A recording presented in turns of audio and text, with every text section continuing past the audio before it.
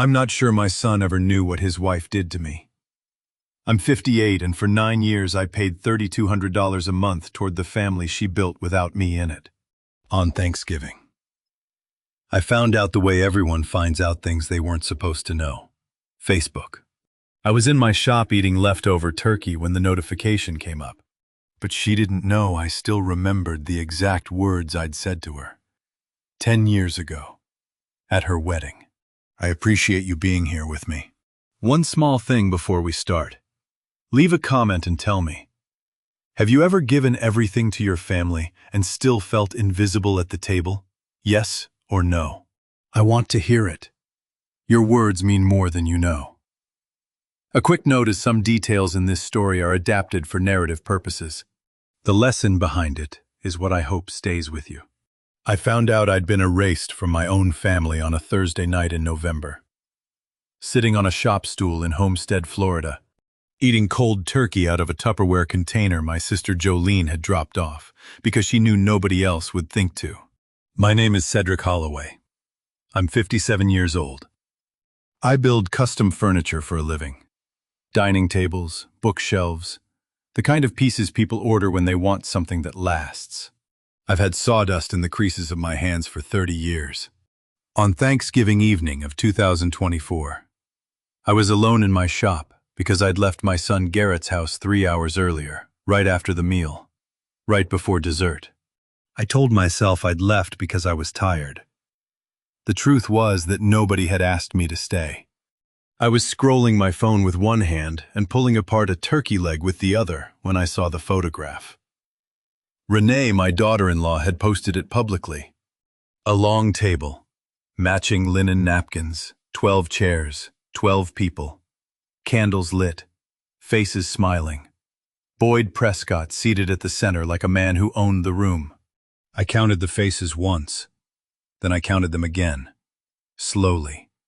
The way you recount money when the register comes up short. 12 people. Not one of them was me. You want to know how a man finds out he's been erased from his own family? He finds out the same way everybody learns things they weren't supposed to know, on a screen, alone. After the fact. When it's too late to do anything but sit with it.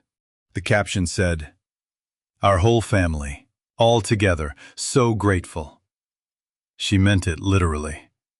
Every chair filled, every face turned toward the camera. There was no empty seat, no gap where a person might have been. The photo had been taken after I was already gone, or after I'd been guided to go. Guided. Because I remembered now, Renee had touched my arm around 7:15 while I was clearing plates and said, "You look exhausted, Cedric. You should head home before the rain starts." And I'd thanked her. I'd thanked her for telling me to leave my own son's Thanksgiving dinner so she could take a family portrait without me in it. I set the phone face down on the workbench, finished the turkey, wiped my hands on a shop rag that smelled like mineral spirits, and sat in the quiet for a long time. The fluorescents were off. The only light came from the gooseneck lamp clamped to my bench, and the green glow of the exit sign above the bay door. Sawdust floated in the cone of light like snow that never lands. How long do you keep paying for a seat at a table where your chair was never set up? 9 years. Every first of the month for 9 years I had sent 3 automatic transfers. $1,400 for the mortgage on a house where Lorraine Prescott's name sat on the title, not mine. $650 for Garrett's auto loan. $500 for health insurance for my 2 grandchildren, Colton and Ellie, whom I saw on holidays when invited and on birthdays when remembered. $2,550 a month, $30,000 a year. I'd never missed a payment. I'd never been thanked for one. I picked up the phone and opened the banking app. The 3 recurring transfers were listed under scheduled, neat and orderly. The way I keep everything in my shop tools on hooks, lumber sorted by species, invoices filed by date. I tapped the first transfer. A box appeared. Cancel this recurring transfer. I pressed confirm. It asked again. I pressed confirm again. Then the second. Then the third. 3 taps each. 9 taps total. 9 years of silence undone in less time than it takes to sand a joint smooth. $275,400. That is what 9 years of invisible love costs when you add it up on a Thursday night in a dark workshop with sawdust on your shoulders and cold turkey in your stomach. The screen read, "Transfer canceled successfully," 3 times in a row.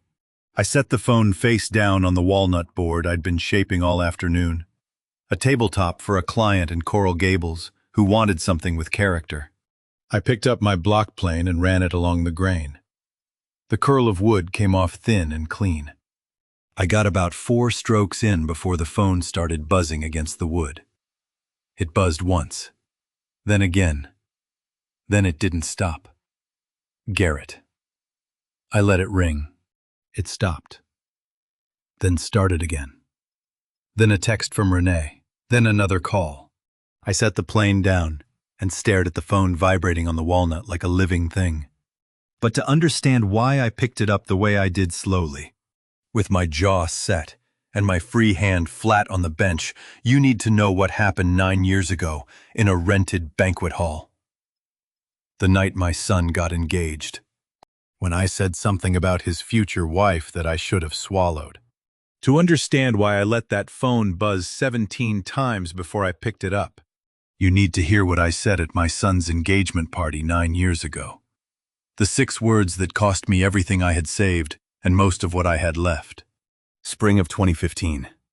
A rented banquet hall off Old Cutler Road with white tablecloths and floral centerpieces that smelled like someone had emptied a perfume counter into a bucket of baby's breath. My wife Ellen had been dead for 2 years. I was still wearing my ring. I was still ordering 2 coffees at drive-thrus and catching myself before the second one hit the counter. And my son Garrett, 34. An HVAC technician who could fix any cooling system in South Florida, but could not repair the silence between his wife and his father, was standing at the head of the black of engagement to Renee Holloway, born Prescott, 33, a woman whose family owned a pool and patio company and whose mother had already started referring to Garrett as our new project. I had 2 glasses of dry champagne in me, which was 1 more than I should have had and 1 less than I needed. Boyd Prescott was giving a toast about building things that last, decks, pergolas, marriages. And Lorraine was nodding like a woman conducting an orchestra only she could hear. Renee stood at the far end of the table in a cream dress with her hand on Garrett's arm, smiling at her parents, smiling at the room, and I leaned over to Ellen's empty chair because I'd left it empty. Because nobody had told me not to, and I said, loud enough for the table to hear, "She'll run this family the way her mother runs hers, on appearances and invoices." You're thinking I should have apologized right there. You're right. I should have. I didn't. Renee's smile didn't drop. It froze. That's worse. A dropped smile is surprise. A frozen one is a decision being made. She looked at me for exactly 2 seconds. I know because I counted them later. The way you count the seconds between lightning and thunder to measure how close the storm is. And then she turned back to Garrett and laughed at something Boyd said. The party continued. The champagne kept pouring. Nobody mentioned it again that night. But Renee heard every syllable. And she filed those 6 words in a place where they would earn interest for 9 years. I told myself she'd forgotten. People forget things said at parties, especially things said by grieving men who'd had too much champagne and too little sleep. But some people don't forget. Some people build entire architectures out of the things they remember, floor plans of resentment, load-bearing walls of proof that they were right about you all along. After the wedding, I sold a parcel of land I'd inherited from my father down in Redland. 3 acres of farmland that had been in the family since before I was born. The sale brought in roughly $330,000. I told no one. Not Garrett, not Jolene, not the accountant who filed my taxes. I opened a separate account and set up 3 monthly transfers, the mortgage, the truck, the insurance. I told myself it was help, It was generosity from a father who wanted his son's marriage to start on solid ground. Guilt is a subscription service. You set it up once and forget you're paying until the day you check the balance and realize you've been funding someone else's life while yours sat idle. I sent those transfers for 9 years. Not once did Garrett call to say thank you. Not once did Renee acknowledge receiving them. The money arrived on the first of every month like weather expected, impersonal. Something that happened to them rather than something someone chose to do. And every month I told myself that silence was acceptance, that acceptance was gratitude, that gratitude didn't need to be spoken. I was wrong about all three. Now it was Thanksgiving night. The phone was buzzing on the walnut, and Garrett's name was on the screen for the 4th time. I picked it up. "Dad, I think something glitched with the bank," he said. His voice had that careful, even tone, the one he uses when he's working a thermostat in a client's house and doesn't want them to know the compressor is shot. "The automatic transfers didn't go through this month. They went through fine for 9 years," I said.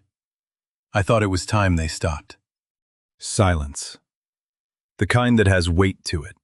How do you explain to your son that the money he thought was love was actually an apology you were too proud to say out loud?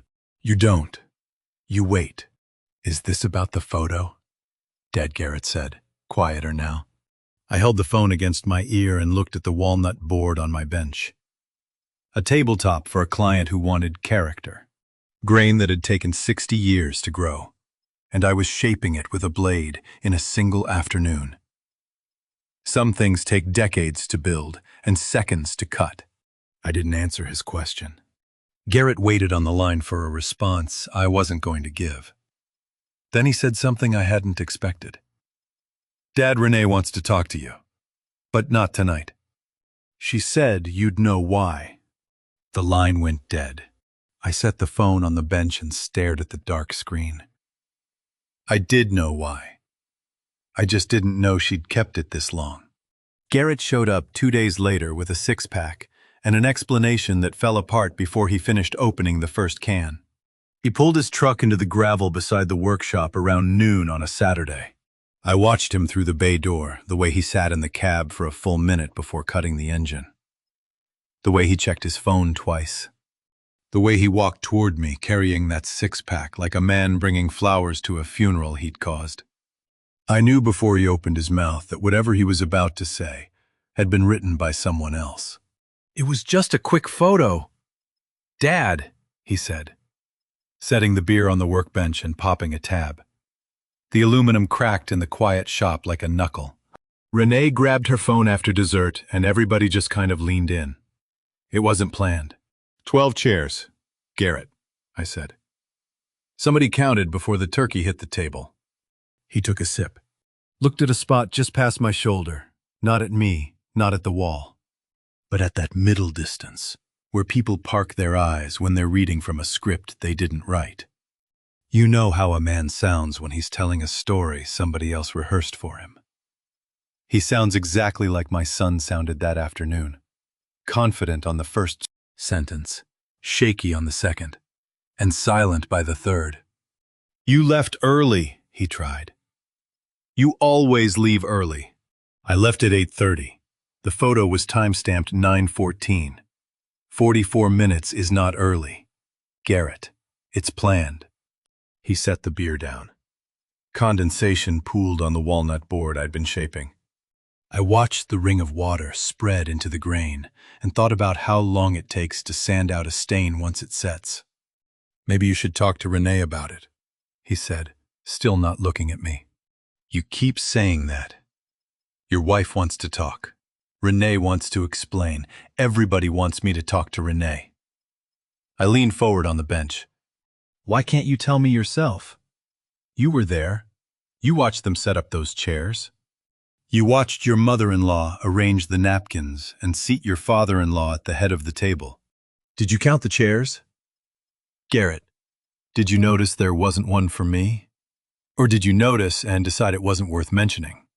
He picked the beer back up, put it down again. The compressor in the corner cycled on, filling the silence with a low mechanical hum that neither of us wanted to interrupt.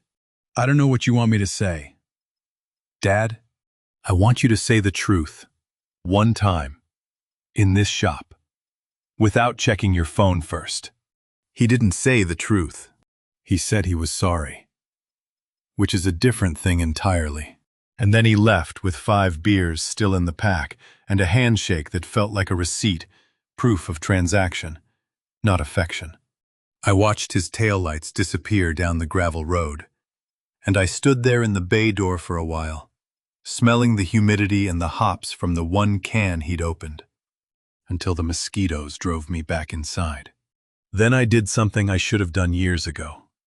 I sat on my shop stool under the gooseneck lamp and I started scrolling. 47 photos across 5 years. I was fully visible in 3 of them.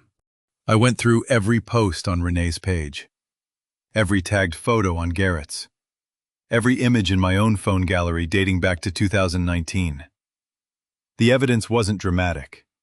It was architectural, built slowly, one frame at a time, so gradually that I'd never thought to stand back and look at the whole structure. Colton's 5th birthday. I was there. I'd brought the cake chocolate with blue frosting, his favorite.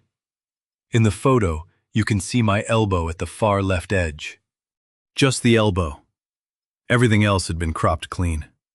Easter brunch, 2021. I wasn't in any of the photos because I'd been asked to take them. Every family has a photographer. I just hadn't noticed that the photographer was always me. Christmas card, 2022. The Prescott side only Boyd and Lorraine centered. Garrett and Renee flanking, Colton and Ellie in front. The card said, "From our family to yours." Our family. I was the yours. The thing about being erased slowly is that you help. You stand where they put you. You leave when they hint. You pick up the camera when they hand it to you. You do it so quietly that you don't even hear yourself disappear. And then one Thanksgiving night, you're sitting alone, eating cold turkey and scrolling through proof that you've been vanishing for half a decade. And the worst part isn't that they did it. It's that you let them. The last photo I found was the oldest in my search. A backyard cookout from 2019. Renee and I were standing side by side near the grill, both laughing at something Colton had said. He was 2 years old then. Holding a hot dog with both hands like it was a trophy, I zoomed in on Renee's face, looking for the warmth I remembered. I found the smile, but for the first time I saw where it stopped, right at the eyes. The mouth was laughing. The eyes were measuring. I'd been looking at that expression for 5 years and calling it warmth. That weekend I was supposed to take the grandchildren to the park. I almost canceled. I'm glad I didn't, because Colton asked me a question that Saturday afternoon that cut deeper than any photograph ever could. There are questions a child asks that land harder than anything an adult could say on purpose. Because a child doesn't know what the words weigh. He's just passing along something he was handed. The way you'd hand someone a grenade if nobody told you it was live. That Saturday I picked up the grandchildren for a park day at Homestead Bayfront. Colton Holloway, 7 years old, came skidding across the front yard in light-up sneakers that blinked orange with every step. Behind him, Ellie Holloway, 5, dragged a stuffed manatee by one flipper and lit up the second she spotted my truck. She grabbed my hand before I'd even closed the door. 5 years old and she holds on like she's anchoring something. I'd been taking them to this park since Colton was 3. Nobody ever asked me to. Nobody ever told me to stop. That middle ground, not invited, not forbidden, was where I'd lived for 9 years. And until that week I hadn't realized it had a name. The name was invisible. We got ice cream from the truck near the boat ramp. Blue for Colton, vanilla for Ellie because she won't eat anything she can't identify by color. I sat on the bench facing Biscayne Bay with salt air in my nose and sunscreen on my arms, from where Ellie had insisted I needed some too. For about 45 minutes it felt like an ordinary Saturday, which is the most dangerous kind of afternoon, because it makes you believe the ground beneath you solid. Taking your grandchildren to the park shouldn't feel like visiting hours. But that's what it had become. Scheduled time in a neutral space that belonged to nobody, so nobody could tell me I wasn't welcome. I'd built an entire relationship with my grandchildren in places like this. Parks, ice cream trucks, the library on rainy days. Never at the dinner table. Always somewhere public where my presence didn't require permission. Colton finished his ice cream and sat beside me, kicking his sneakers against the concrete until the lights blinked in patterns. Then he looked at me sideways and said, "Are you my real grandpa? Like, for real? Because Mom says Grandpa Boyd is, the Grandpa 1. I kept my face still. "What do you think?" "I think you are," he said carefully. "But Mom said before school started that Grandpa is what you call Grandpa Boyd, and you're Cedric." An 8-year-old doesn't know he's delivering a verdict. He thinks he's sharing information, the same way he'd tell you what he learned about volcanoes. No malice. Just a fact he'd been handed like a school supply. "Here's your notebook. Here's your pencil. Here's what you call the man who's been paying your health insurance since the day you were born. His name is Cedric." Ellie tugged my sleeve. "You are Grandpa," she said, loud and certain, the way only a 5-year-old can be certain about something the adults have already decided to complicate. "No, Ellie," Colton said, patient and flat. "His name is Cedric, Mom told us, remember, before school started?" I crouched to Ellie's level. Her face was sticky with vanilla. "You call me whatever feels right, sweetheart. I just want you to know who I am. That's the only part that matters to me." She nodded like I'd settled it, then went back to the swings with her manatee tucked under one arm. "If someone ever teaches your grandchild to stop calling you by the name you earned the name they gave you the first time they pointed at your face and said it, I want..." Your first time you hear it, your hands go still. Everything else keeps moving. The playground keeps spinning. The bay keeps glinting. Your granddaughter keeps swinging. Your hands just stop. I sat on that bench for another hour. Colton played on the rocks. Ellie sang to her manatee. I smiled when they looked at me and gripped the bench slats so hard the paint flaked under my fingernails. Before school started. That meant August. And in August, the transfers were still running. Renee had sat in her kitchen, looked at her children, and told them to call me by my first name while I was still sending the money that covered their roof. She hadn't waited for the checks to stop. She'd demoted me while I was still paying for the privilege of being family. Ellie fell asleep against my arm on the drive home. Her fist curled around my shirt collar the way she does. Colton was quiet in the back seat, reading the back of a cereal box from the gas station. I watched them both in the rear view and made myself a promise I would find out exactly when Renee gave that instruction, and exactly why. Not for revenge, for the record. Because a man who doesn't know the full shape of the thing being done to him can't decide how to respond to it. That evening, my phone rang. It was Renee. And for the first time in 9 years, her voice carried something other than politeness. Renee had never once in 9 years called me about the money. Because people don't call about things they've decided they deserve. You call about surprises. You call about disruptions. The transfers had been neither. They had been weather. So when her name appeared on my phone that evening, still warm from Ellie's grip on my shirt collar, I knew exactly what kind of call this was. Not concern. Not reconciliation. Accounting.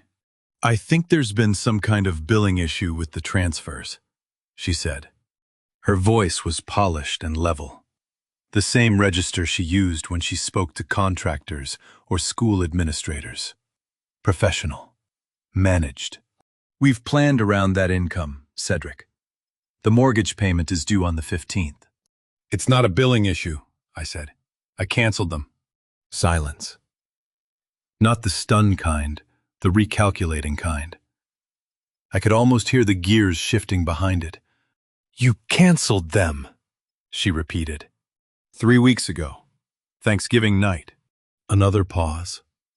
Then the pivot smooth, practiced, like a car changing lanes without signaling. "We need to discuss a timeline, Then, you can't just remove a financial commitment without... I have one question, I said. Did you ever plan to put me in that photograph? Have you ever listened to someone ask for your money in the same voice they use to keep you out of a family portrait? It sounds exactly like you'd expect.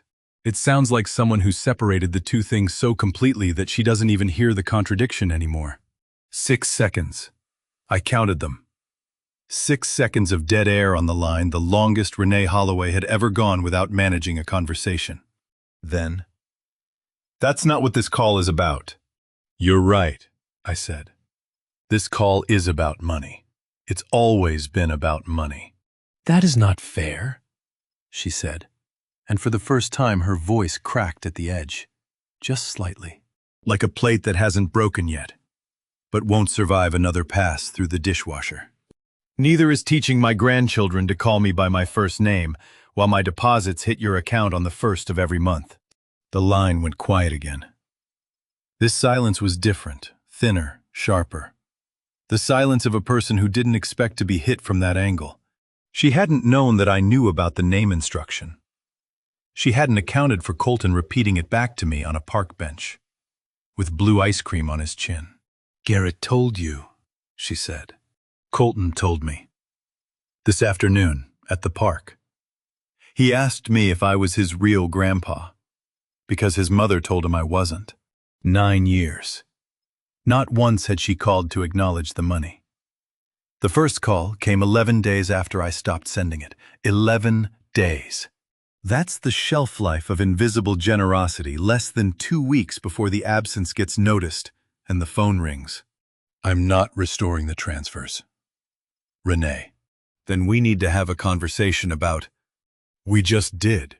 I hung up, set the phone on the bench, sat in the dark for a long time. A carpenter learns to read grain the way wood tells you where it wants to split before you ever touch a chisel to it.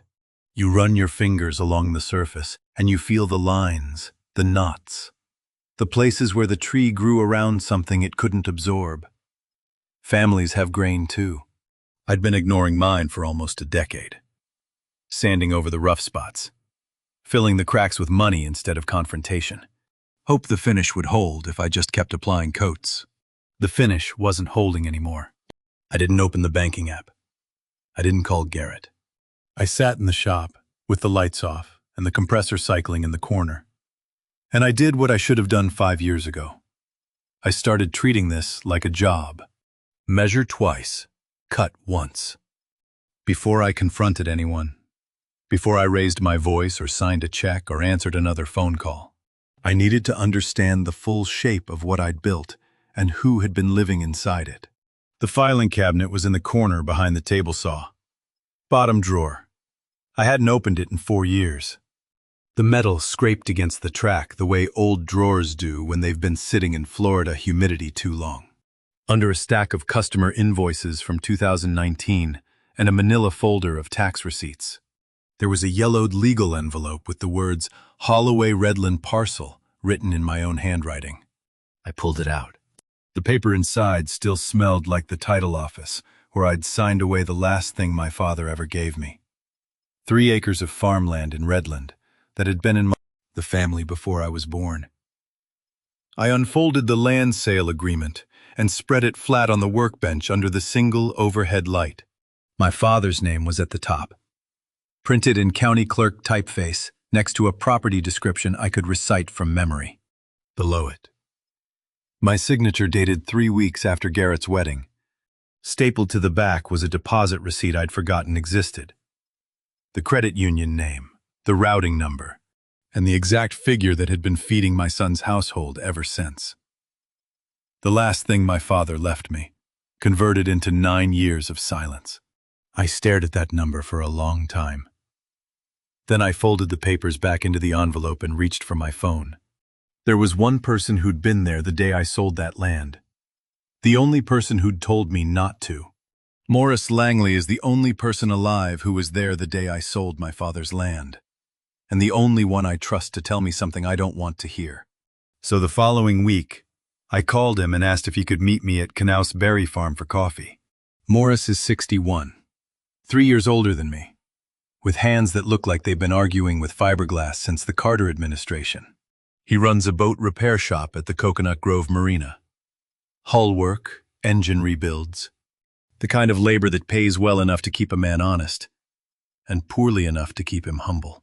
We'd been friends since our 20s, back when we were both laying tile for a contractor in Kendall, who paid cash and never remembered our names.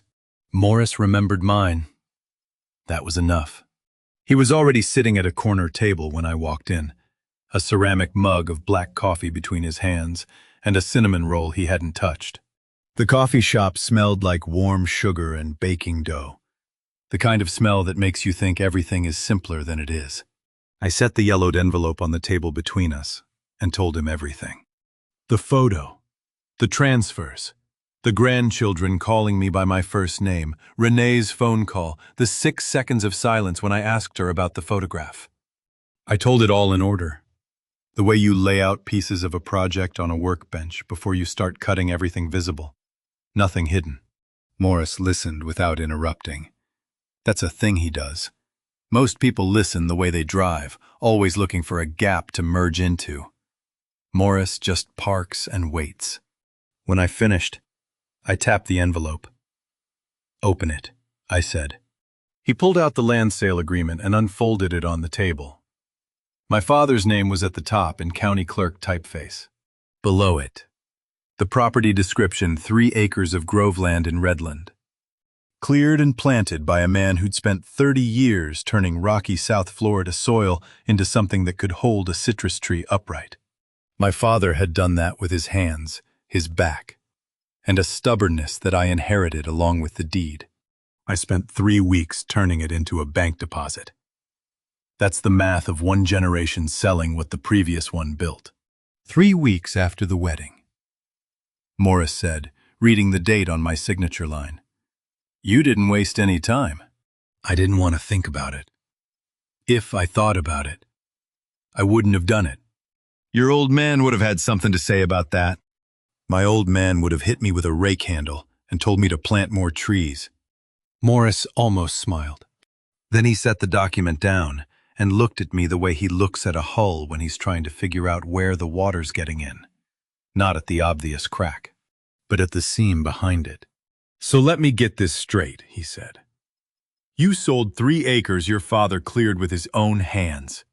You took the money, all of it, and turned it into monthly deposits for your son's family. $25.50 a month, 9 years running. And the whole time, you were hoping that would be enough to make them forget what you said at the engagement party. If you've ever given someone money you couldn't afford to lose, and told yourself it was love, sit with that for a second. Because I sat with it for 9 years and still couldn't tell the difference between generosity and guilt, between helping and hiding, between being a father and being a man trying to buy back a seat at a table he'd knocked himself away from. I wasn't hoping they'd forget, I said. I was hoping I'd feel like I'd paid for it. And do you? No. Morris picked up his coffee, took a long sip, set it down on the table with the careful precision of a man who measures things for a living. He has known me since we were young enough to think laying tile was temporary. He's the kind of friend who waits until you stop talking before he says the thing that undoes you. "Cedric," he said, "you didn't hide that money because you were being generous. You hid it because you were scared. Scared that if they knew you had it, they wouldn't need you anymore. And if they didn't need you, they'd have no reason to keep you around at all." The coffee shop noise continued around us, forks on plates. A child laughing near the register. The baker pulling a tray from the oven. My hands were flat on the table. My father's name was still visible at the top of the document between us, printed in a typeface that belonged to a county office that had probably been remodeled twice since. Morris waited. I couldn't answer him because the answer was yes. I had sold my father's land and turned it into a reason for my family to keep me. Not love, not duty, need. Financial need. The kind of need you can measure on a bank statement and confirm on the first of every month when the transfer clears and nobody calls to say it didn't. And the worst part? The part I wasn't ready to say out loud yet was that I was beginning to suspect Renee had figured that out long before I did. She'd known what the money really was. And she'd let me keep sending it, because a man paying guilt money is a man who will never ask to be treated as an equal. I folded the papers back into the envelope. Morris finished his coffee. Neither of us touched the cinnamon roll. Morris slid a napkin and a pen across the table and said, "Do the math, out loud, right now, so you can hear what 9 years sounds like as a number." I picked up the pen. It was one of those cheap ballpoints with a chewed cap, the kind Morris keeps in his shirt pocket next to a tire pressure gauge. The napkin was thin, the paper towel kind that tears if you press too hard. I pressed anyway. 1,400. I wrote it in the top left corner. That was the mortgage, the one with Lorraine Prescott's name on the title. 650. The truck loan. 500. Health insurance for 2 grandchildren who'd been taught to call me by my first name. I drew a line under the 3 numbers and added them up. $25.50 a month, I said. Keep going. Times 12. That's $30,600 a year. Keep going. Times 9. I wrote the multiplication slowly. The way you measure a cut you can't afford to get wrong. The pen tip dragged across the soft napkin and left a groove. I wrote the total and set the pen down. $275,400, give or take. You want to know what that number looks like when nobody has ever said thank you for it? It looks like 6 digits on a coffee shop napkin next to an untouched cinnamon roll. Written in the handwriting of a man who just realized he's been measuring the wrong thing for a decade. "Say it," Morris said. $275,400. Say it like what it is. I looked at the napkin. The numbers were already smudging where my wrist had brushed the ink. "That's my father's land," I said. "That's the 3 acres he cleared by hand. Every Saturday I spent helping him pull coral rock out of the soil. 30 years of his life and 3 weeks of mine to convert it into a routing number. All of it gone into direct deposits that nobody in that family has ever said a single word about." Morris didn't nod. He didn't shake his head. He just sat there with his coffee mug between his hands and let the words fill the space the way water fills a crack slowly, finding every gap. My father never made more than $40,000 in a year. He cleared that Redland acreage with a machete and a borrowed tractor, and the kind of patience that only exists in men who understand that soil doesn't owe you anything. He planted Valencia oranges because they were forgiving in the heat. He built a pump shed out of concrete block and roofed it with corrugated tin that sang when it rained. When he died, the land was the only thing of value he left behind, and I held on to it for years before I sold it, because keeping it felt like keeping him. Then I sold it 3 weeks after my son's wedding and turned my father's legacy into monthly transfers for a family that was already learning how to forget me. When does help stop being help and start being something the other person budgets for, the way they budget for electricity? I couldn't answer that, but I could feel the line behind me, somewhere a threshold I'd crossed years ago without noticing. The moment the deposits stopped being generosity and started being infrastructure. Expected. Impersonal. Mine in origin, but theirs in practice. Morris set his mug down. "The question isn't how much you gave, Cedric. Then what's the question? The question is what they did with it while pretending you didn't exist." He leaned forward. "You sent them enough money to buy a house outright.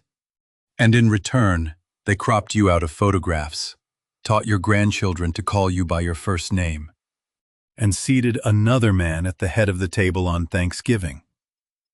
That's not ingratitude. Ingratitude is forgetting. This is something else." "What is it?" "It's a system," Morris said. "And systems don't build themselves. Somebody designed it. Somebody decided that your money was welcome but your face wasn't. And they kept it running for 9 years because you never once looked at the blueprint." I stared at the napkin. The number was still there, smudged but legible. $275,400. Written in my hand. Earned by my father. Spent by people who smiled past me at holidays and removed me from their frames. Morris folded his arms and leaned back in his chair. The coffee shop had thinned out, the morning rush was over, and the lunch crowd hadn't arrived yet. A baker pulled a tray of rolls from the oven, and the smell of cinnamon and warm dough drifted across the room like it belonged to a simpler kind of morning. "So here's what I want to know," he said. "If Renee knew about the land, and you think she did, then she knew you weren't some broke carpenter writing checks he couldn't cover. She knew the money would keep coming, as long as the guilt kept running. Which means the question isn't why she took it." He paused. "The question is why she needed you to believe she didn't know where it came from." I didn't answer. I folded the napkin once, then again, until the number was hidden inside the creases. I put it in my shirt pocket next to the pen. Morris watched me do it without saying a word. Some questions don't get answered at coffee shop tables. They get answered in workshops, late at night, when the only sound is a man staring at a filing cabinet and deciding how far he's willing to go to find out who built the system he'd been living inside. There's a difference between a son who doesn't know and a son who chose not to ask, and that Saturday. I found out which one mine was. Morris's question had been sitting in my chest all week like a splinter too deep to reach. Why did Renee need me to believe she didn't know I didn't have the answer? But I had a napkin in my shirt pocket with a number on it, and a suspicion that was hardening into something I couldn't ignore. Garrett's truck pulled into the gravel around 2. He didn't call ahead. He walked into the shop with his hands in his pockets and his shoulders set the way they get when he's about to do something uncomfortable. "Thought you could use some help with that cabinet," he said. I handed him a sheet of 120 grit and pointed at the side panel. He took it and started sanding long strokes, always with the grain, the way I taught him when he was 12. My son sands wood the same way he handles difficult conversations, along the surface, never pressing into the knot, patient, careful, and never quite deep enough. We worked in silence for 20 minutes. The shop fan hummed. December in South Florida still runs warm enough to sweat in, and the afternoon heat settled on us through the open bay door. Sawdust collected on Garrett's forearms and stuck to the sweat there. "I knew she wasn't exactly warm toward you," he said finally, still sanding, still not looking at me. "She never said anything mean, Dad. She just organized things so you were on the edges. The seating, the photos, the invitations that came late. And I told myself that was just her way." "Her way," I repeated.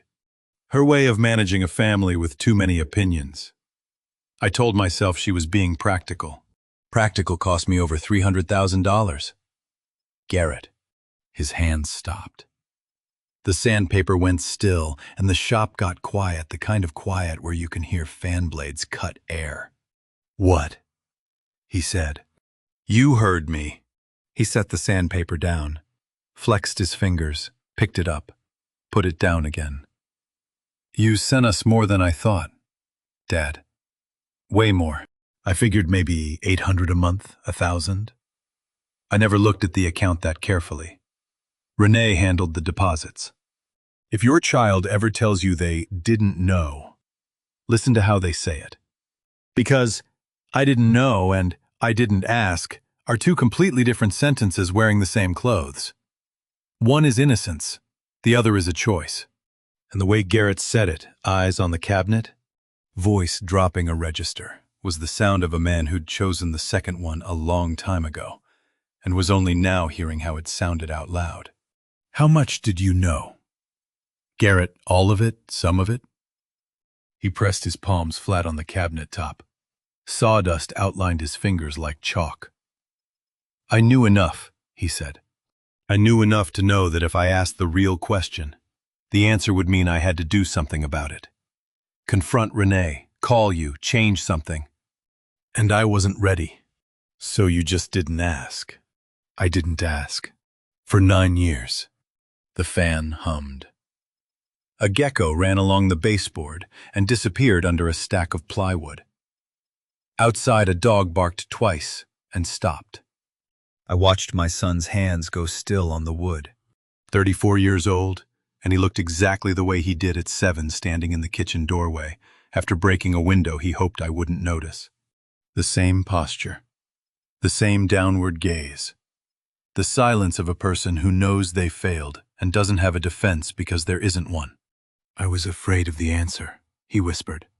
I wanted to be angry. Part of me was. But the larger part, the part that taught this man to sand with the grain and show up to work early, just felt tired. Because Garrett wasn't a villain. He was a coward who loved both sides of his family and chose the path that let him keep both without fighting for either. I'd raised him. I recognized the pattern. I'd done the same thing for years, sending money instead of showing up, writing checks instead of speaking up. But Morris's question was still in my head. The one about systems, about design, about who decided that my money was welcome but my face wasn't. So I asked the only question I had left. Garrett? When did Renee tell the children to stop calling me Grandpa? Was it before or after she saw the land sale paperwork? His head came up. For the first time all afternoon, he looked directly at me. And the expression on his face answered the question before his mouth could, because it was the look of a man who just realized that two things he thought were separate had always been connected. I'll call you tonight, he said. Then he set the sandpaper on the bench, brushed the dust off his arms, and walked out to his truck without another word. Garrett called at 9:14 that night. I know the time because I've been watching the clock since he left, the way you do when you're waiting for someone to find the courage to finish a conversation they started 6 hours ago. He didn't say hello, he just started talking. The way a man does when he's rehearsed something in his truck for an hour and knows if he pauses he'll lose his nerve. You said, and I remember because Renee repeated it to me on the drive home. Your girl's parents sell chlorine tablets and lawn chairs and call themselves business owners. That's not a family business. That's a yard sale with a lease. The shop was dark around me. The phone was on speaker, sitting on the workbench next to a block plane and a half-empty mug of coffee I'd forgotten about hours ago. The words came through the speaker and hung in the still air like something with weight. I said that, I asked, word for word. Dad, at her engagement dinner, in front of her mother. I closed my eyes. In my memory, the remark had been something mild, a comment about lifestyle differences, maybe a clumsy observation about their business being different from custom carpentry.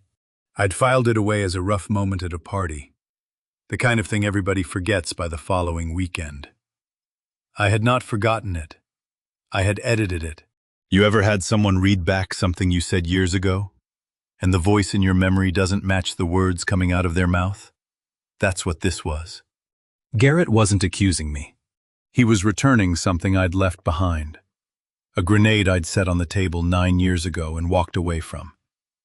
And he was handing it back with the pin still missing. I thought I remembered saying something small, I said. It wasn't small. Mom was still alive then. She pulled you aside afterward. You don't remember that either, do you? The mug of coffee on the bench had gone cold hours ago. I stared at it. Your mother said something to me. She told you to apologize before the night was over. You said you would. And I didn't. You didn't. Ellen told me to apologize. Ellen, who never once raised her voice at me in 26 years of marriage, told me to fix it before we left that hall. And I nodded, the way you nod when you intend to do something, and then let the intention carry the weight instead of the action. I nodded. And I didn't. And 3 years later she was gone, and the apology went with her. Into a cemetery in Naranja that I visit on the first Sunday of every month. Garrett was quiet on the line. I could hear him breathing. Somewhere behind him, a television was on. The sound of a house still running, while a family inside it was coming apart at the seams. Thank you for telling me, I said. I should have told you 9 years ago. We should have done a lot of things 9 years ago. He hung up. I set the phone on the bench and sat in the dark for a long time. Then I climbed the pull-down ladder to the attic storage above the workshop.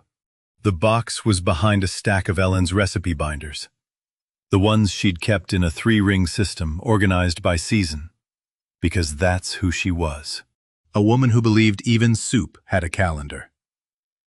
Behind the binders was a shoebox I hadn't opened in years.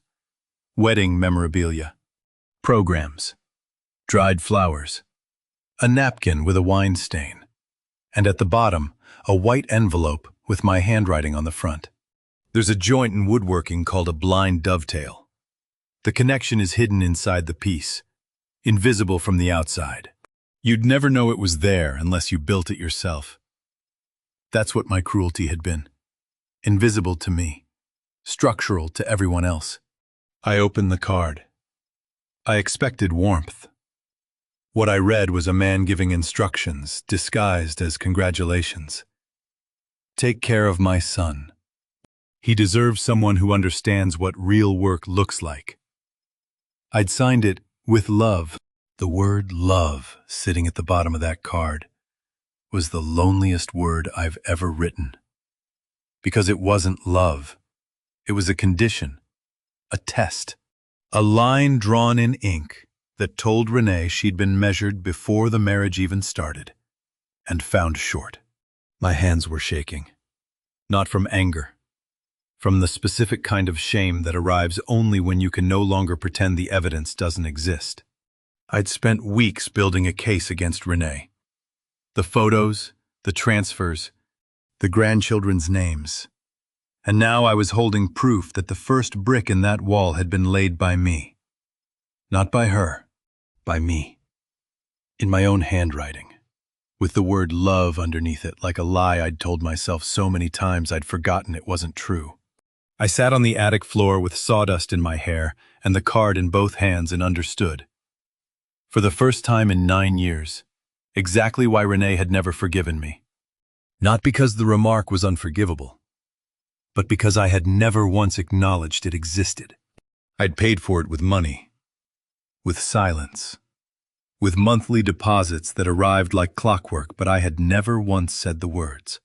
I folded the card and slid it into my shirt pocket. I was going to carry it until I found the right moment to hand it to the person it had hurt the most. Not as evidence, as an admission. The card stayed in my shirt pocket for 3 days. I felt it every time I leaned against the workbench. A rectangle of cardstock pressing against my chest, like a second heartbeat made of paper and shame. Then Renee called, and for the first time in 9 years. She wasn't asking for money. She was testing how much I knew. "I'm not asking you to restore everything," she said. Her voice had shifted since our last call. Less polish, more probe. "I'm asking for a reasonable timeline. You can't just pull the rug out. We have obligations. The mortgage alone." The mortgage I've been covering for 9 years. Which you could afford. She said it quickly, stepping over the words like a crack in the sidewalk. "It's not like you didn't have resources. The Redland property alone." She stopped. But the word was already out. She said Redland, the way you say a word you've been holding in your mouth for years casually. Like it had always been there. Like she'd forgotten it was supposed to be a secret. I hadn't told her about Redland. I hadn't told Garrett the address. I hadn't told anyone except Morris and the title company. "How do you know about the Redland property?" 3 seconds of silence. Each one a confession in negative space. "Garrett mentioned it," she said. "A long time ago." Garrett didn't know the address. I never told him it was in Redland. Pause. Then the recovery, smooth and fast. A driver correcting a skid before the car leaves the lane. It doesn't matter how I know. What matters is that this family... What matters is that you've known for years I wasn't broke. You knew I had resources, and you still let everyone treat me like a burden who should be grateful for a seat at the edge of the table. She didn't deny it. She pivoted to logistics timelines. The 15th of the month, I let her talk. I wasn't listening to the words anymore. I was listening to the architecture underneath them. Renee had known about the land. She had known the money wasn't coming from a struggling carpenter scraping together charity. And she had let the story stand because a man paying guilt money from a secret source is a man who will never demand to be treated as an equal. I hung up. Drank the last of a coffee gone cold an hour ago. When someone tells you there's a seating plan and your name isn't on the front row, what they're really saying is that they've already decided where you belong, and it isn't next to them. I didn't know that yet, but I was about to. Garrett came by 3 days later with a glossy invitation in a plastic sleeve. Prescott Pool and Patio Grand Opening Celebration. Heavy cardstock. Embossed lettering. A photograph of the showroom on the front. Lorraine Prescott's name at the top. Boyd's underneath. January 25th. Mom Prescott's doing the whole thing, Garrett said, setting it on the workbench. Catering, photographer, the works. Big deal for their business. And you're telling me this because you're invited. But, he winced. Small. But I caught it a hairline crack in a joint before it spreads. Maybe you don't need to be right up near the stage. For the photos, not near the stage. Meaning what? Meaning Renee asked me to tell you there's a seating plan, and your name isn't on the front row. Then I'll bring my own chair. He didn't smile, didn't argue, just nodded the way he always nods when a message has been delivered and there's nothing left but leaving. After he was gone, I went to the closet in the back of the shop and pulled out a garment bag I hadn't opened in 2 years. Inside was a navy blue suit, the one I bought for Ellen's memorial service. Worn exactly twice since. The fabric still smelled faintly of dry cleaning chemicals. A smell that doesn't belong in a workshop, the way the invitation didn't belong on my workbench. A carpenter measures a door frame before he walks through it. I'd been measuring this one for weeks. The suit was pressed, the card was ready. The only question left was what I'd say when I got there. I hung the suit on the hook behind the workshop door, the same hook that holds my dust mask and hearing protection. I slid the wedding card into the breast pocket and checked it twice. Then I stood back and looked at the whole arrangement. A navy jacket on a steel hook, a glossy invitation on the workbench, and a man in the middle deciding whether he was walking into that room to apologize, to confront, or to do both at the same time. January 25th. 3 weeks away. The card in the breast pocket had my handwriting on it. Words I'd written 9 years ago that were crueler than I'd allowed myself to remember. And I was going to hand it to the woman I'd written them about. The first draft started with the word you, as in, "You knew what you were doing when you cropped me out of those photographs." And I got through 2 paragraphs before I tore it in half. 2 days before the Prescott grand opening, January 23rd. I'd been at the workshop table since before dawn, writing by the light of the gooseneck lamp, while the windows behind me went from black to gray. The suit still hung on the hook by the door. The card was still in the breast pocket, and the table was covered in torn paper for drafts, each one worse than the last. Each one a different version of a man trying to say something he hadn't earned the right to say yet. Draft 1 was a prosecution. I laid out the evidence the way a contractor lays out a punch list. The photos, the transfers, the Redland slip, the grandchildren's names, the seating chart. Every sentence pointed at Renee. Every paragraph ended with a question designed to corner her. I read it back, and it sounded like a man building a case, not a man looking for the truth. I tore it in half and started over. Draft 2 was a plea bargain. Softer. I acknowledged the engagement remark. I acknowledged the wedding card. I said I understood why she'd been angry. But halfway through the second page, I caught myself negotiating offering partial accountability in exchange for partial forgiveness. Like a bill you know you owe in full, but hope to pay at a discount. I tore that one too. How many drafts does it take before you admit you're not writing to someone else? You're writing to yourself. trying to explain why you waited 9 years to say any of it out loud. Apparently, 4 drafts and a table full of torn paper and a pencil worn down to the ferrule. Draft 3 was an apology for things I wasn't sorry for. I apologized for canceling the transfers. I apologized for showing up at Thanksgiving. I apologized for asking about the photograph. Each sentence bent further from the truth until the whole thing read like a man trying to buy his way back into a family by surrendering every piece of ground he'd finally claimed. I didn't tear that one. I crumpled it into a ball and threw it at the trash can, and missed. Draft 4 was the shortest. It started with, "I'm sorry," and ended with, "I don't know what I want from you." I sat with it for a long time, reading those 2 sentences over and over, because they were the closest thing to honesty I'd put on paper all morning. But they weren't enough. "I don't know what I want" is not a thing you say to a woman who spent 9 years knowing exactly what she wants from you, which is your money and your absence, in that order. A carpenter knows the difference between a joint that holds and one that just looks tight. Every draft on that table was a butt joint, flat surfaces pressed together. No real connection. Ready to split the moment any weight landed on it. I'd been building furniture for 30 years. I knew what a weak joint looked like. And I knew that no amount of glue was going to hold these words together because the grain was wrong. The grain had been wrong since 2015. I set the pencil down, pushed back from the table, walked to the hook where the suit hung and reached into the breast pocket. The wedding card was yellowed at the edges.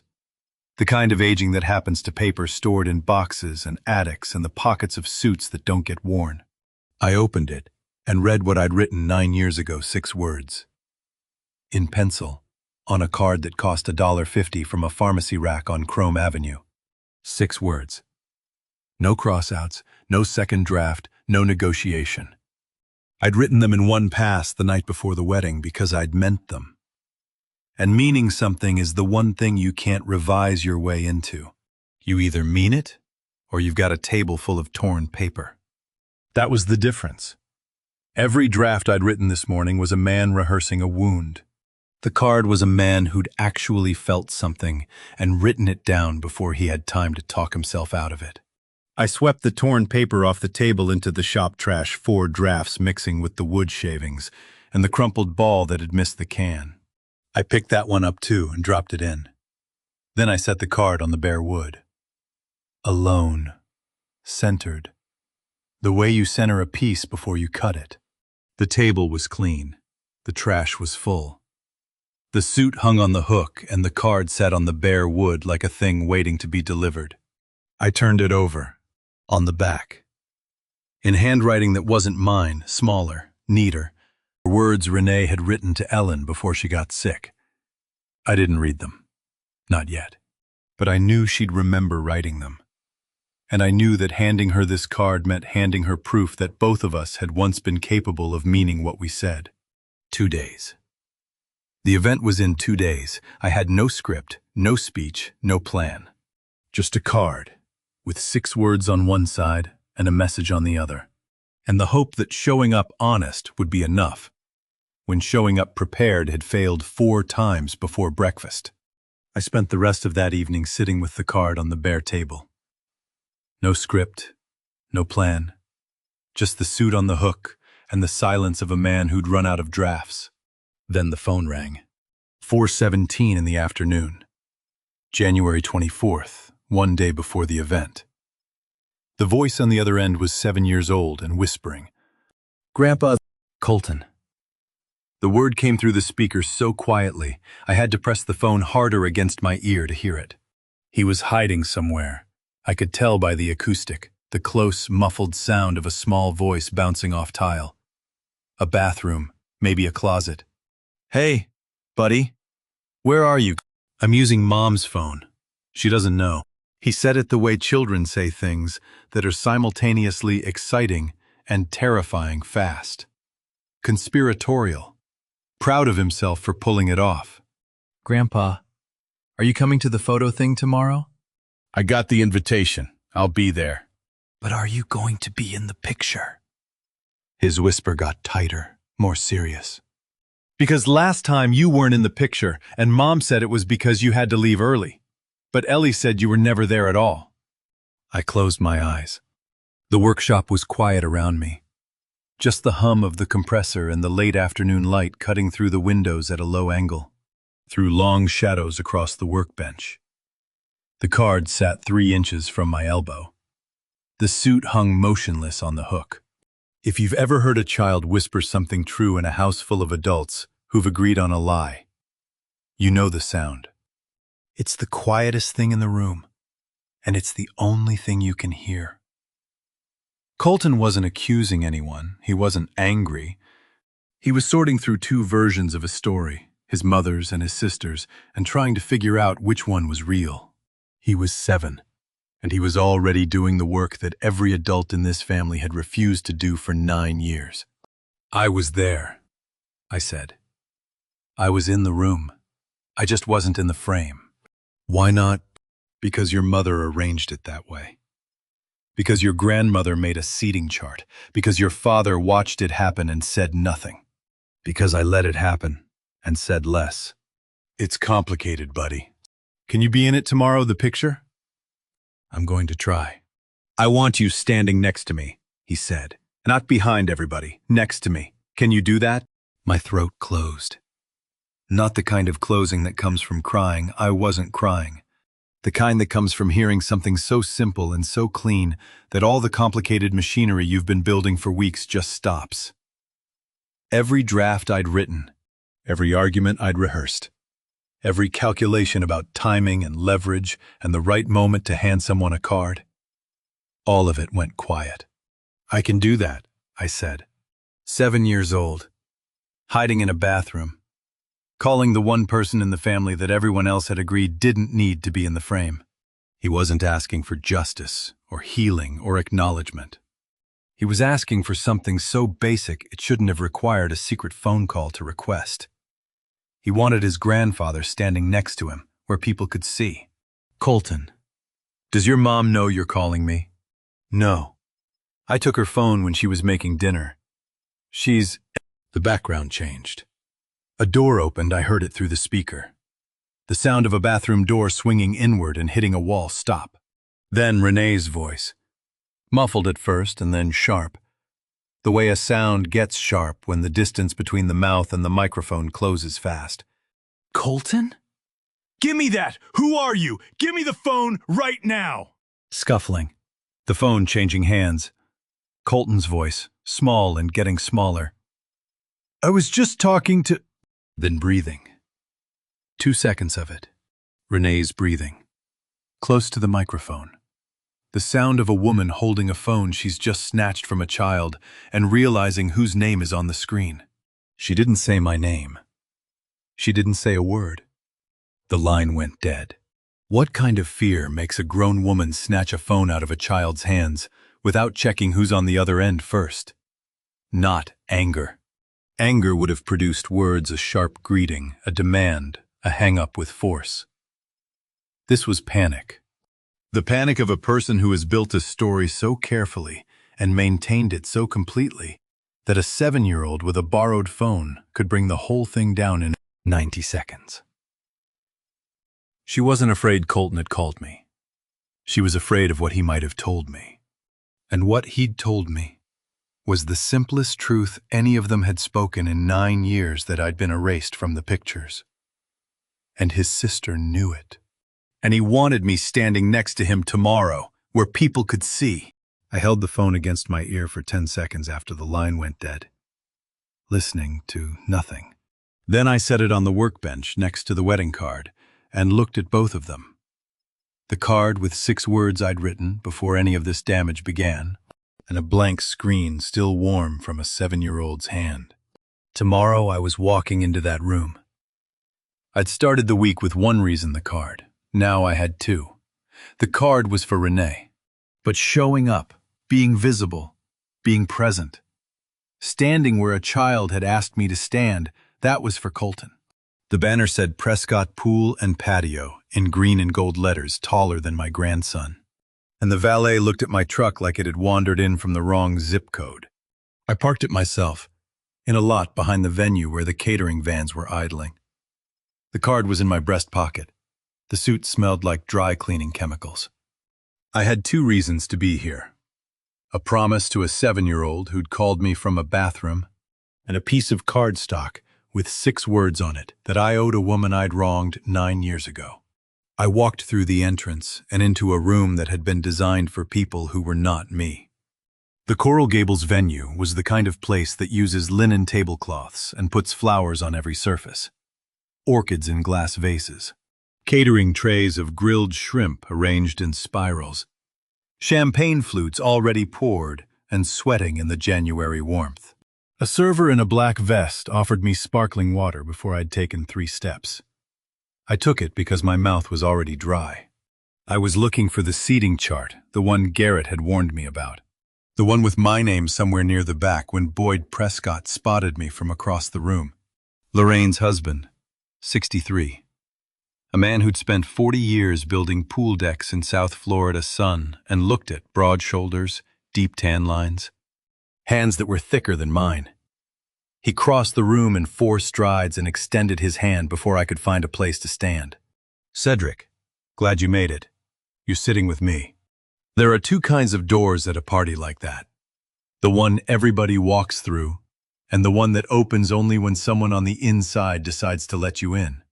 Boyd opened the second one. He didn't check with anyone. He didn't glance at his wife. He shook my hand firmly and walked me toward the second row. "I don't want to cause any trouble with the seating," I said. "The seating is my business," he said. "I built the patio that paid for this party. Come on." He walked me to the second row like I was someone who belonged there.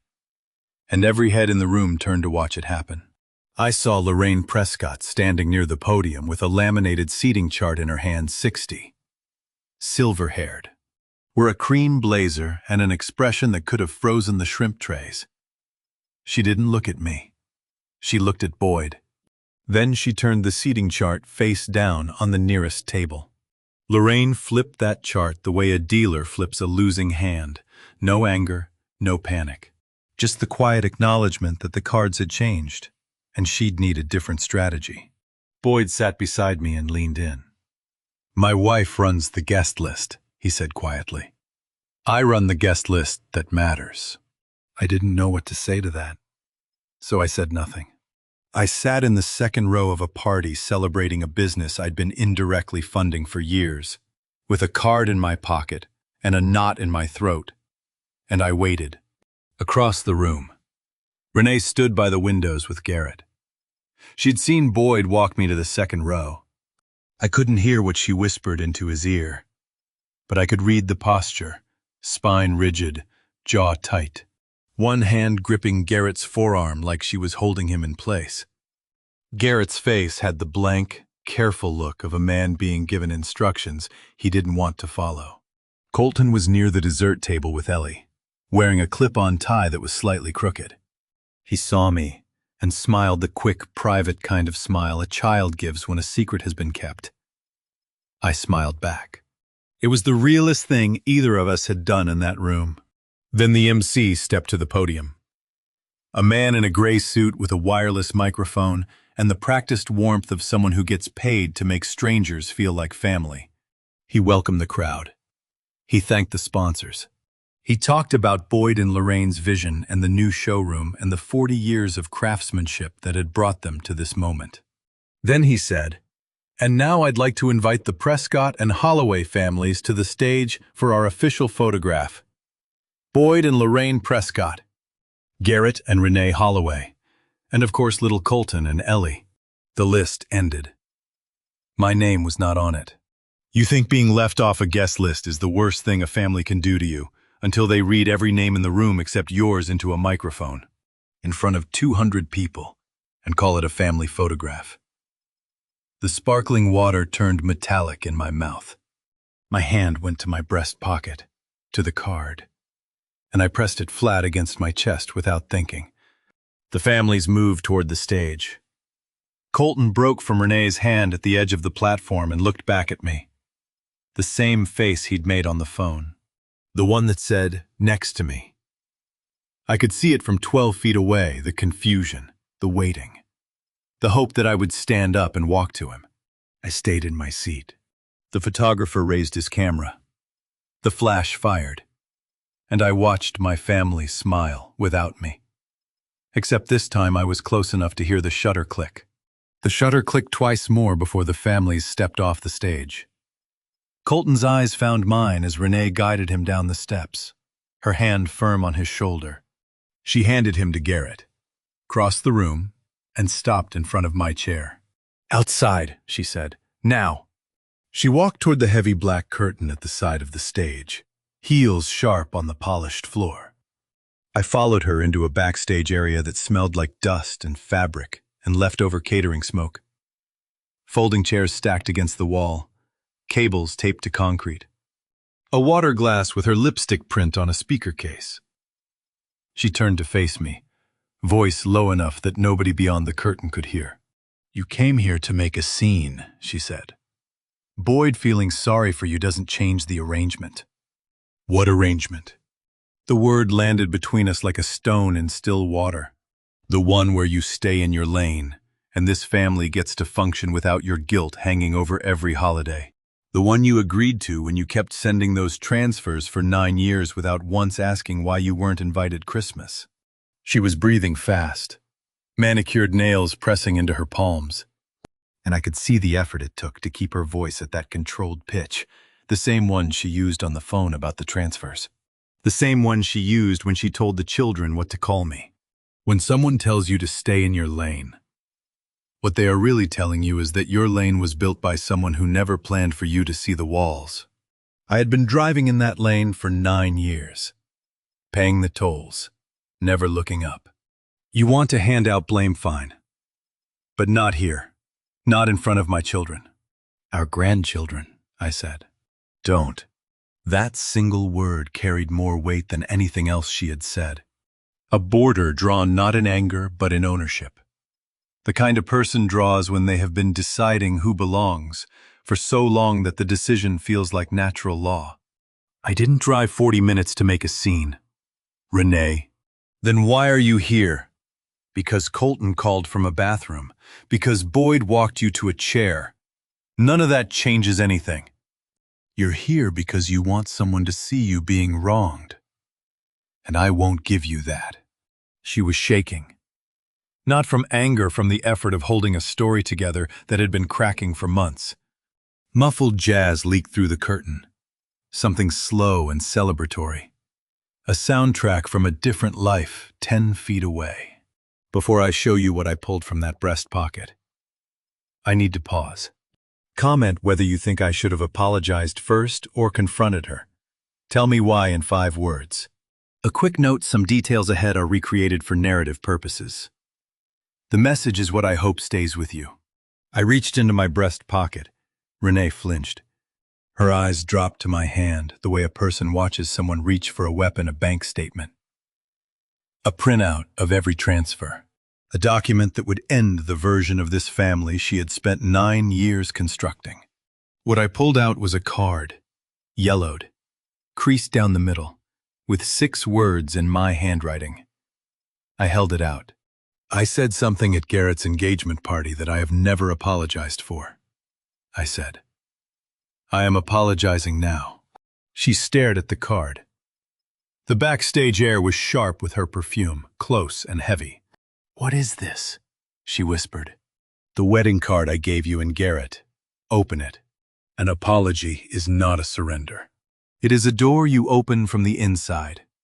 And the person on the other side has to decide whether to walk through or stand in the hallway pretending it was never offered. She took the card. Her fingers brushed mine as it passed between us, a half second, where neither of us was holding it, and neither was letting go. She opened it and read the 6 words. Her jaw tightened. She closed the card. Turn it over, I said. She turned it over. Her breath caught a small, involuntary sound, like the air had been pulled from her lungs. On the back, in her own handwriting, were words she had written to my wife Ellen before Ellen got sick. Words I had found in the attic, tucked inside the card. You wrote that to my wife. I said quietly. You meant it then. I am asking if any part of you still means it now. Her hands were trembling. Not the shaking if someone caught the trembling. Of someone remembering who she used to be before she decided it was easier to manage me than to include me. Her lips moved over the words without sound. Then she looked up. And for the first time in 9 years, she did not look like someone managing a situation. She looked like someone holding a piece of herself she had forgotten she lost. I thought the card had reached her. I was wrong by exactly 9 years. Renee looked up from the words she had written to Ellen. And for maybe 5 seconds, something real moved across her face. Something unguarded. Something that remembered. Then it closed, the way a window shuts when a storm changes direction. Her mouth tightened, her shoulders squared, and the woman who had been trembling 10 seconds ago became the woman who had been running this family since the day she married into it. 9 years, she said. Her voice had dropped the tremor and picked up an edge that could cut glass. You had 9 years to say this, and you chose tonight at my mother's event. In front of everyone because you wanted an audience, not forgiveness. She threw the card. It left her hand with a flick of the wrist, spinning once before it landed face up on a gray folding chair. My 6 words staring at the ceiling. I built everything, she said. The holidays, the birthdays, the school pickups, the schedule that kept this house running while you sat in that workshop feeling sorry for yourself. I don't need your card. I don't need your apology. I needed you to show up 9 years ago and didn't. Her mascara had smudged at the corner of one eye. She didn't notice or didn't care. The perfume that had been sharp minutes ago now carried something underneath the chemical edge of stress. The kind the body produces when it knows the thing it's defending is already compromised. There is a difference between someone who is angry at you and someone who is angry at what you represent. Renee was not fighting me. She was fighting the possibility that the last 9 years had not been necessary, that the wall she built between us was not protection but habit, and that the card on the folding chair was proof. You think showing up with a piece of cardstock fixes anything? She said. You think one sentence erases what you said about my parents? About their business? You called them a yard sale with a lease, in front of 30 people. At my engagement party. My mother cried in the car for 40 minutes. I know, I said. You don't know. You weren't in that car. You're right. I wasn't. And I should have been the one apologizing in that parking lot, instead of letting Ellen do it for me. That's on me. She stopped. Not because she agreed, because she had expected me to argue, and agreement was not a weapon she knew how to fight against. It doesn't matter, she said. But her voice had lost half a register. It's too late. Maybe, but the card still says what it says. And the back still says what you wrote. Stop talking about the card. I stopped. The muffled jazz trio played through the curtain something with a trumpet, bright and indifferent. The sound of people celebrating while 2 people stood in the dust and cables behind the stage, trying to figure out if 9 years of silence could be undone in 9 minutes. I picked the card up from the folding chair. It was still warm from her hands. I put it back in my breast pocket. The pocket felt different now. Not lighter, not heavier, just changed. Like putting a key back after you have already tried the lock and found it stuck. The monthly number I had calculated at the coffee shop came back to me. Every month for 9 years. Sent without question, received without acknowledgement. You built everything, I said. I know, but the foundation you built it on was my money, Renee, every month, for 9 years. The mortgage with your mother's name on the title. The auto loan. The insurance. You built an identity on not needing me while depositing checks that said otherwise. That money was for Garrett and the kids. That money went to a business that cropped me out of the family photo 20 minutes ago. A house built on someone else's foundation does not collapse when you point it out. It just stops feeling like it belongs to the person standing on the roof. Renee's hands dropped to her sides. Her mouth opened, then closed. I could see the machinery working the calculation, the search for the next argument, the realization that the next argument required acknowledging the transfers, and acknowledging the transfers required explaining why she had never once questioned where they came from. "That identity you built," I said quietly, "the one that doesn't need me. It was built on my money, every dollar of it." I did not wait for her answer. I walked back through the curtain and into the noise of a party that was still pretending everything was fine. The reception light hit my face, and someone I did not know handed me a napkin.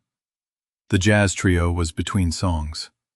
Boyd Prescott was standing 3 feet from the curtain with 2 glasses of water.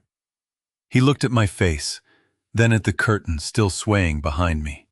He did not ask what happened. He handed me a glass, and the cold cut through my dry throat like the first honest thing I had tasted all night. "My wife did the same thing to my brother for 11 years, he said quietly. "I know how this goes." He paused. "You're going to need a lawyer. I know one." I was 15 feet from my truck when I heard heels on asphalt behind me. Fast, uneven. The sound of someone who had made a decision before she finished thinking it through. Boyd's business card was still in my hand, the lawyer's name written on the back in pencil. I did not have time to put it in my pocket before Renee caught up to me under the sodium lights of the parking lot. Her clutch pressed against her ribs like a shield. "Stop," she said. Not a command, a request that had forgotten how to ask. I stopped. The venue glowed behind her through the glass doors. The jazz trio audible but distant. The party carrying on the way parties do when the people who matter most have already left the room. The orange light turned her face into something I had not seen before. Not the controlled mask from backstage, not the fury. Something underneath both. "I knew," she said. 2 words. They landed on the asphalt between us and stayed there. I found the documents in Garrett's desk 4 years ago. The land sale, the title transfer, the account the money came from. She was speaking to the ground, not to me. "I knew it was not his salary. I knew it was yours, and I said nothing because saying something meant admitting we could not do it on our own." The parking lot exhaust mixed with the last traces of her perfume. Faded now after hours of holding herself together. She opened her clutch and pulled out a folded piece of paper. Not a bank statement, not a printout of transfers, but something smaller, softer at the creases. Yellowed the way paper gets when it has been carried in purses for years. She had kept my worst sentence on her body for 9 years. Not in a drawer, not in a file, but folded into whatever bag she carried that day. Like a scar she could open and close whenever she needed to remember why she was angry. "You want to know what I have been carrying," she said. She unfolded the paper. "You said this at the engagement dinner. I wrote it down that night." What did I say? The question came out smaller than I intended. I already knew the remark I had made about her parents. I had heard it from Garrett weeks ago. The one about chlorine tablets and lawn chairs. But this was something else. Something I had said to Ellen, not to the room. "You said, she will run this family the way her mother runs hers, on appearances and invoices." Renee's voice was flat, stripped of performance. "You said it to Ellen," she told me the next morning. The words came back to me the way a tide returns slow. Inevitable. Carrying debris I thought I had buried. I had said it, standing by the bar at the engagement party, watching Lorraine arrange place cards with military precision. I had leaned into Ellen and said exactly that. I said that. I said, "You said that, and I have never been able to prove it wrong." How do you fight someone who has been wounded by the same weapon you are carrying when you are the one who swung it first? I said it because I was scared, I told her. The car keys bit into my palm. "Your family had a business and a house and a plan." I had a workshop and a piece of land I had not told anyone about. I looked at you and saw everything I was not. So I made you smaller to make myself fit. The traffic on Coral Way hummed in the distance. A car left the lot, headlights sweeping across us and then gone. "And I kept your words," Renee said, "because they were the mirror I could not put down. Every time I managed a holiday, or balanced a schedule, or made sure the photos looked right, I heard your voice." She paused. The paper trembled in her hand. "You were right.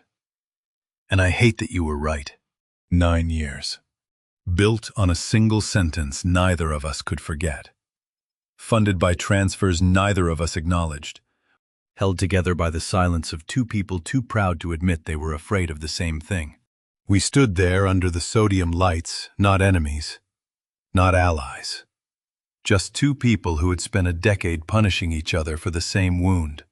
The fear of not being enough for the family we had married into. Her version looked like control. Mine looked like money. Both were masks. And both had cracked in the same parking lot on the same January night. Renee folded the paper and put it back in her clutch. She closed the clasp with a click that sounded like a period at the end of a sentence. Then she said something that changed every calculation I had made since the coffee shop with Morris. "Lorraine does not know I found those documents. She thinks the money is Garrett's." She looked at me, and her eyes were steady for the first time all night. "If she finds out it is yours, she will cut him out of the business tomorrow." She let that sit. "So what are you going to do with that?" I did not answer Renee's question. I did not have time, because Garrett was standing 10 feet behind her. His tie loosened and hanging, his face lit orange by the sodium lamps, and from the look in his eyes he had been there long enough to hear every word. Renee turned. The clutch snapped shut against her hip. For 3 seconds, nobody moved. Just 3 people under parking lot lights, with a party playing on inside a building none of us belonged in anymore. "I knew," Garrett said. The same 2 words Renee had used minutes earlier. But from his mouth, they carried a different weight, not confession, but surrender. The sound of a man putting down something he had been holding for so long his arms had forgotten what empty felt like. "I knew about the documents. I knew where the transfers came from. I knew whose name was on the mortgage title." He stepped closer, and I could see the nervous sweat darkening the collar of his dress shirt. "I knew all of it, and I did not say a word. Because saying a word meant choosing a side, and every side I picked meant losing somebody." Renee's mouth opened, then closed. She had expected me to be the enemy tonight, and then she had expected us to share a wound. But she had not expected her husband to walk out of the venue and confess that he had been watching the whole architecture from the inside. "You let me send that money every month for 9 years, I said. "And you never once told me where it was going." I told myself it was going to my kids. His voice cracked on the last word. That was true enough to let me sleep. There is a kind of betrayal that does not look like betrayal. It looks like a man standing in the middle of a room, smiling at both sides, making sure nobody fights, and calling that love. My son had been that man for 9 years. Not a villain, not a victim. Just a person who discovered that the space between 2 families is exactly wide enough to stand in if you never move. Renee turned to him. "You knew I found the papers. I saw them on the printer. You left the property record in the tray." He was looking at the asphalt now. "I put it back and waited for you to say something. You never did. So I never did." "Garrett, don't." I know what it sounds like. It sounds like cowardice. It was cowardice. I stood in the middle and I called it peacekeeping, and I let my father pay for a life I was pretending I built on my own. The catering van, idling at the far end of the lot, shut its engine off. And the silence that followed was so complete, I could hear the bass from the jazz trio leaking through the venue walls. Muffled, distant, the sound of a celebration that had nothing to do with the 3 people standing in its parking lot. "You could have told me the truth," I said. "And you could have asked me why I stopped calling." He looked up. "But you did not.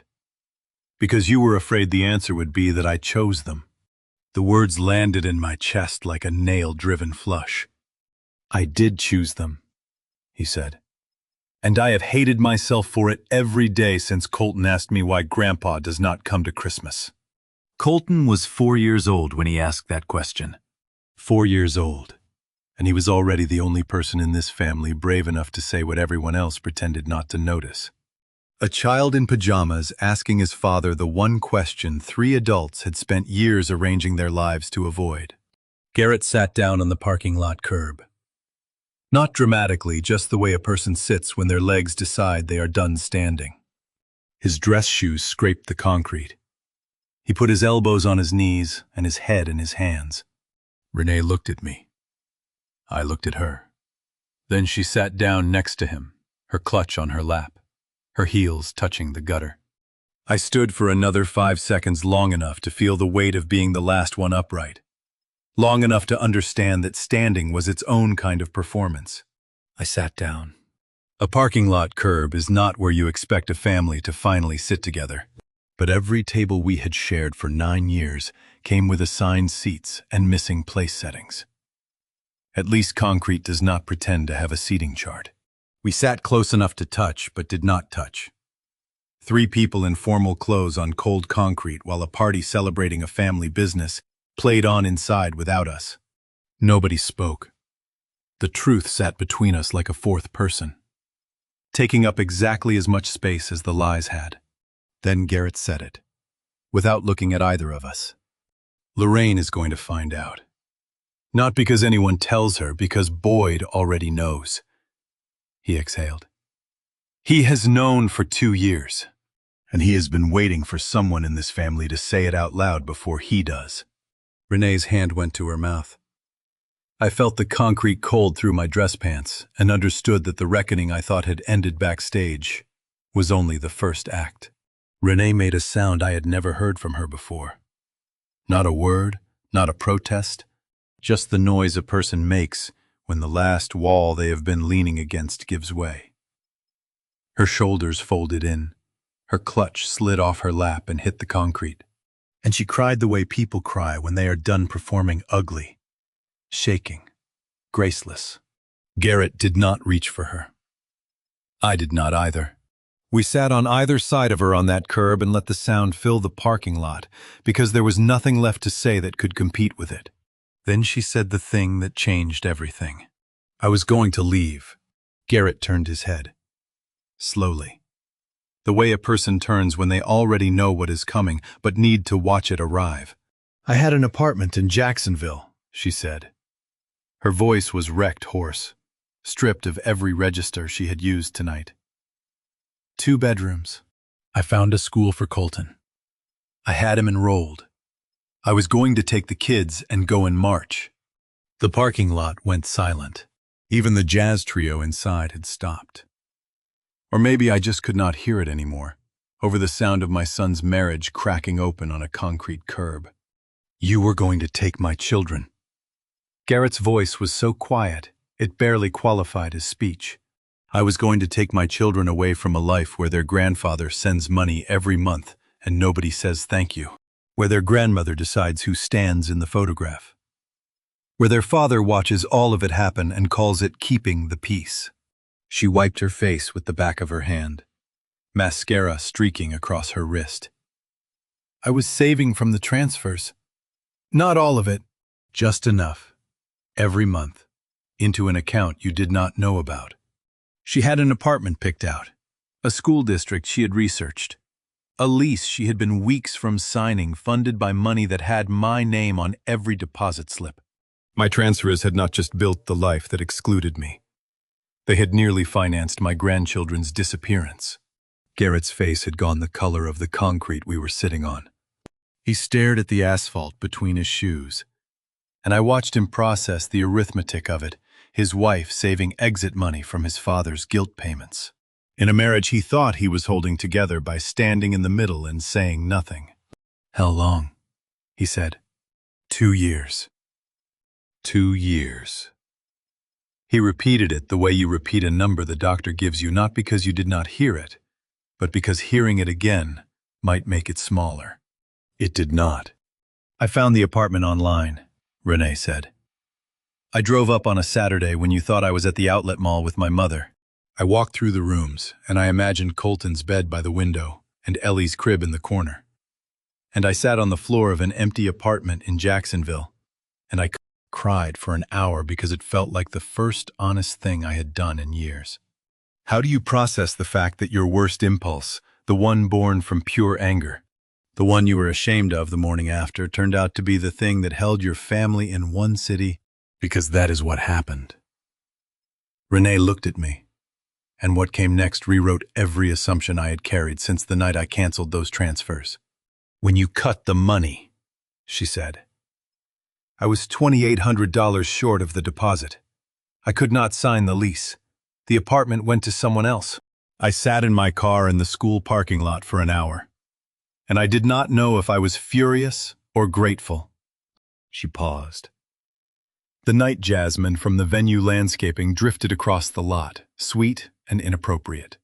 It took me 3 months to realize I was grateful. $2,800. That was the distance between my grandchildren growing up 20 minutes from my workshop and vanishing to a city 400 miles north, where I would have spent years looking for them. You stopped me just in time, Renee whispered. You did not know it.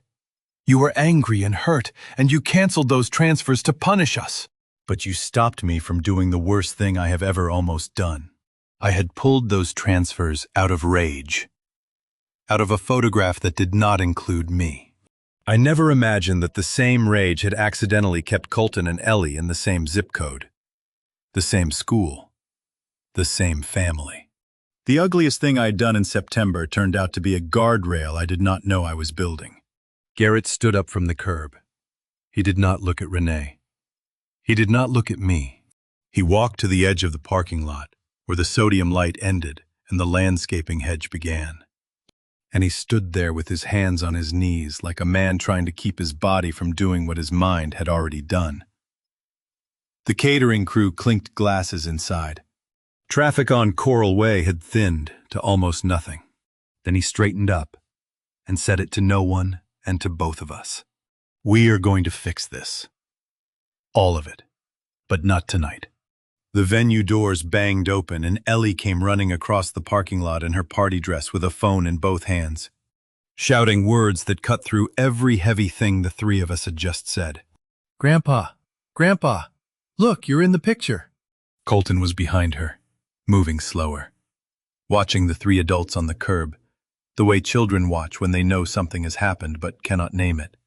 Garrett wiped his face and turned. Renee straightened her back. I stayed where I was and let Ellie climb onto the curb beside me, her shoes scuffing the concrete, the phone screen bright in the dark. See. She held it up. A wide shot someone in the crowd had taken during the stage photo, the family arranged in the center. And behind the flower arrangement, bare visible in the second row, a man in a dark suit sitting alone. Me. You're in it. Right there behind the flowers. I looked at the photo. A 5-year-old had found me in a picture that 200 adults had been designed not to notice me in. She was beaming like she had discovered buried treasure. I see it, baby, I said. Colton stepped forward. His clip-on tie was gone now, collar open, and his face had the serious look of a child who has been thinking about something for longer than the adults realize. But you're not standing with us, he said. Can you be in a real one? The silence that followed was not the heavy silence of the parking lot confessions. It was a different kind. The kind that happens when a child asks the question nobody else has the courage to ask, and then stands there waiting. Because children do not understand that some questions take 9 years to answer. Renee wiped her face with the back of her hand. The mascara was beyond saving. Her eyes were swollen, and her voice was rough, and she looked nothing like the woman who had crossed the reception room 3 hours ago to tell me to get out. Come on, she said. She reached down and took my hand. It was the first time she had touched me in 9 years, her fingers cold, her grip uncertain. The kind of hold a person uses when they are not sure yet whether the gesture is welcome. We're doing this one right. She took my hand, and I could not remember the last time anyone in this family had reached for me instead of reaching past me. It was such a small gesture, and it undid something that 9 years of arguments and transfers and silence could not touch. We walked back through the venue doors. The reception had thinned, half the tables cleared. The jazz trio packing up, a few guests lingering near the bar. Boyd saw us coming and read the situation the way a man reads weather. He crossed to the photographer, who was casing her equipment near the stage. "One more," Boyd said. "Full family this time." The photographer looked at Lorraine, who was standing by the podium with her arms crossed. Lorraine watched without speaking. Her eyes moved from Renee's streaked face to my hand in her daughter-in-law's grip, to Colton already climbing the stage steps. She did not smile. She did not object. She walked to her position and stood beside Boyd. A family photograph is a strange thing. It is the only document where everyone agrees to look like they belong together, whether they do or not. But this time the agreement was real. Imperfect and fragile, and held together by a child's request and a woman's cold hand, but real. The flash fired. Colton stood next to me. Ellie sat on my knee. Garrett stood behind us with one hand on my shoulder, and I felt the weight of it, like a sentence finally finished after years of hanging incomplete. Afterward, the family scattered. Garrett carried a sleeping Ellie to the car, her head on his shoulder, her party shoes dangling. Colton held my hand as we walked across the parking lot. His small fingers wrapped around 2 of mine. "You were in the picture this time," he said. "I was. Are you going to be in all of them now?" "I'm going to try," he nodded. Satisfied the way children are satisfied when a promise sounds like it was meant. He let go of my hand and ran to Garrett's truck. Renee stopped beside my truck. She did not say anything at first. She stood there in the sodium light with her ruined makeup and her clutch held against her ribs, and she looked at me the way a person looks at a door they have decided to walk through, even though they cannot see what is on the other side. Then she stepped forward and put her arms around me. Quick, careful, the way you hug someone when you are not sure if they will hug you back. I hugged her back. 3 seconds. 3 seconds more than the last 9 years combined. It was the most honest thing either of us had done since the night this all started. "We have more to say," she said, stepping back. "Not tonight. But we have more to say." "I know. Don't disappear again." "I won't." I sat in my truck and watched their taillights turn onto Coral Way. The wedding card was still in my breast pocket. I pulled it out under the dome light, and on the back, in eyeliner, was a phone number in Renee's handwriting. 2 words underneath. Saturday, coffee. When was the last time I had been invited to a dinner that was not attached to a holiday, a birthday, or an obligation? Just a Tuesday. Just food. Just come. I called the number Renee had written in eyeliner on the back of the wedding card. Saturday coffee turned into an hour at a coffee shop on Chrome Avenue, where we talked about nothing deeper than Colton's soccer league and Ellie's new habit of narrating everything she ate. It was careful. It was small. And 2 weeks later, Renee called me on a Tuesday afternoon and said, "Dinner tonight. Nothing fancy. Just come." I pulled into their driveway in Homestead carrying a bottle of sweet tea and a knot in my stomach that had nothing to do with hunger. The house was a single-story stucco, with a chain-link fence and a mango tree in the front yard that needed trimming. I had paid the mortgage on this house for 9 years, and I had not been inside it since Colton's baptism. Colton opened the door before I knocked. He grabbed my hand and pulled me through the living room to the kitchen table, 4 chairs, and a folding chair wedged at the end. "You sit here," he said, pulling me to the chair at the head. "This is the big chair." "That's the head of the table, buddy," Garrett said from the counter, where he was filling water glasses. "That's where Grandpa goes." Nobody corrected him. Renee glanced at Garrett. Garrett glanced at Renee. They exchanged the look of 2 people navigating a room they had rearranged, but had not gotten used to yet. If you have ever sat at a table where everyone is being a little too polite, You know the sound. It is the sound of people trying so hard not to break something that they forget they are allowed to just be in the room. That was the first 20 minutes, safe topics. Handled like glass. Colton's school project about manatees, the weather turning warm early. Whether the mango tree would fruit this year. The meal was baked chicken, rice, and green beans on mismatched plates. Renee served it without ceremony, moving between the stove and the table with the quiet efficiency of someone who had done this 1,000 times. But tonight her hands were not quite steady, and she checked the chicken twice before sitting down. Ellie sat in a booster seat beside me and showed me a drawing. A house with 5 stick figures in front of it. She had colored the tallest one brown, the color of my workshop apron. I counted the figures twice. 5, not 4. I held that piece of paper like it was a deed to something I had been missing for a decade. "That's you," Ellie said, pointing at the brown figure. "You're the big one." "I see that. You live in the house too." "Not exactly, baby. In the picture you do." I set the drawing beside my plate and kept it there for the rest of the meal. Garrett leaned close while Renee was in the kitchen refilling the tea. "She's been practicing this meal since yesterday," he said quietly. "Don't tell her I told you." "Practicing?" "She made the chicken 3 times, threw out 2. I looked at the plate in front of me.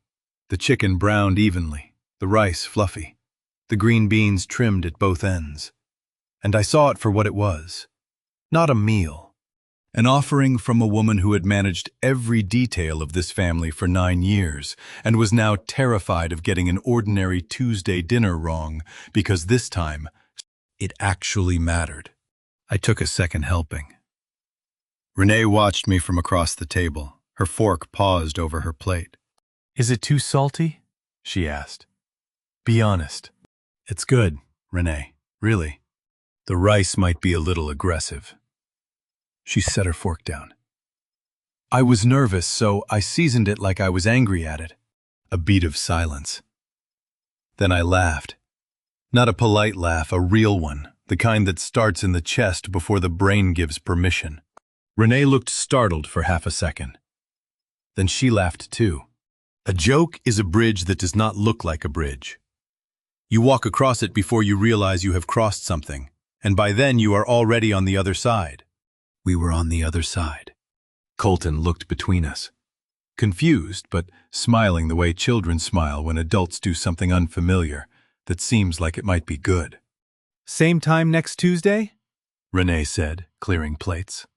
"I'll bring the tea. Bring the sweet one. The unsweetened makes me feel like I'm being punished." I helped carry dishes to the sink. The kitchen smelled like chicken and dishwashing soap, and something underneath, both the warmth of a house that was trying to become a home again. One Tuesday at a time. I was halfway to my truck when Garrett caught up to me in the driveway. He had a folder in his hand, manila thick, the corners bent from being carried in a bag. He held it out under the porch light. "This is what I've been working on," he said.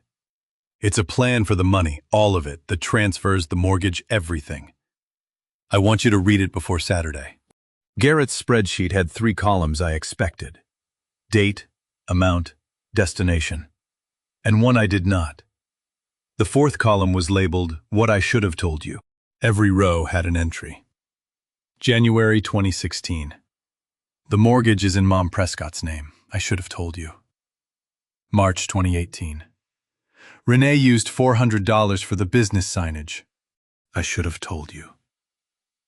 September 2023. "Colton asked about you at dinner. I said nothing. I should have told you." There were 108 rows. 9 years of monthly silence. Cataloged and confessed on a spreadsheet by a man who had been building toward this conversation long before the parking lot curb. This was not impulsive honesty. This was a ledger of guilt that my son had been keeping in a folder while pretending to everyone that everything was fine. I read it at the workshop table with the lamp pulled close. When I finished, I called him. "Come to the shop," I said. "Bring a pen." He came that Saturday morning. We sat at the workbench where he used to watch me sand table legs when he was 10, and we rebuilt the financial arrangement from the ground up. "I don't need more money, Dad," he said. "I need you to stop hiding behind it. Every transfer you sent was a way of being present without actually being in the room. It was the only room you left open." "I know. That's what I'm trying to fix. A transfer with a memo line is a different thing than a transfer without one. One is a conversation. The other is a coin dropped into a well, hoping someone hears the splash." For 9 years I had been dropping coins. We agreed on a single, smaller monthly amount with a stated purpose written in the memo line. Sent openly. No more guessing. The rest of the inheritance money, what remained of it, would go into a 529 college fund for Colton and Ellie at the credit union on Campbell Drive. My name as sole custodian. My grandchildren as beneficiaries. "Your name, your custodianship," Garrett said. "They're your grandchildren, act like it." I opened the banking app that afternoon, and for the first time in 9 years the transfer had a destination that felt like a place instead of a void. A memo line that said what the money was for. A son's name on the other end who knew it was coming and why. 3 weeks later, at Renee's suggestion, I drove to Knaus Berry Farm to meet Boyd Prescott. You do not go to Knaus Berry Farm expecting to negotiate an escorted peace treaty. You go for the cinnamon rolls and the strawberry milkshakes. And maybe that is why Renee picked it. Because it is hard to hold a grudge in a place that smells like warm sugar and sounds like a Saturday morning that has no agenda. Boyd was already at a picnic table on the porch with 2 coffees. He slid one across to me. Black. No sugar. The kind of coffee a man buys when he is not trying to impress you. Just trying to get through a conversation. "I'm not going to apologize for my wife," he said. No preamble, no small talk. "She has her reasons and they're hers. But I'll tell you what I told her last week the next time this family gets together. Nobody is writing a seating chart, and nobody is deciding who stands where. People sit where they want to sit." "That's all I ever wanted," I said. "I know it is. That's why it took this long. Because the simplest things are the hardest ones to give when someone's been holding them back on purpose." The March air was warm for morning. Families moved through the farm stand behind us, children pointing at strawberry flats, parents carrying brown bags of cinnamon rolls. The ordinary noise of people who had not spent the last 5 months unraveling a decade of silence. Boyd's voice dropped. "My brother didn't speak to Lorraine for 7 years, he said. It ended when he died. Heart attack on a Tuesday afternoon. I was the one who called her. And she didn't cry. She just said, 'I thought we'd have more time.' That it." Boyd's brother died without ever hearing Lorraine say the thing she had been holding back for 7 years. And Boyd had carried that weight long enough to recognize the shape of it in someone else's family. His intervention at the event. The chair in the second row. The lawyer's name on the business card. None of it was charity. It was a man trying to stop a pattern he had already watched destroy something he could not fix. He extended his hand across the picnic table. "This isn't an apology," he said. "It's a start." I shook it. Firm. Brief. The handshake of 2 men who had decided that imperfect peace was better than perfect silence. The coffee was bitter, and the cinnamon rolls were too sweet, and neither of us pretended the conversation had fixed anything. But it had opened a door that did not exist 3 months ago. I was at my truck when Boyd called from the porch. "One more thing," he said. "Lorraine knows about the money. She's known since the event. She hasn't said a word to Garrett yet." He paused. "She's waiting to see what you all do first. That's either a gift or a warning. I can't tell which." Spring came early that year, and by late March, I had been to 6 Tuesday dinners, funded the 529 at the credit union, and started to believe that a family could be rebuilt without anyone having to win. Lorraine's silence hung over all of it. Boyd's warning about whether she was giving us a gift or issuing a threat. But the days kept passing, and no call came. and I let myself exhale one breath at a time.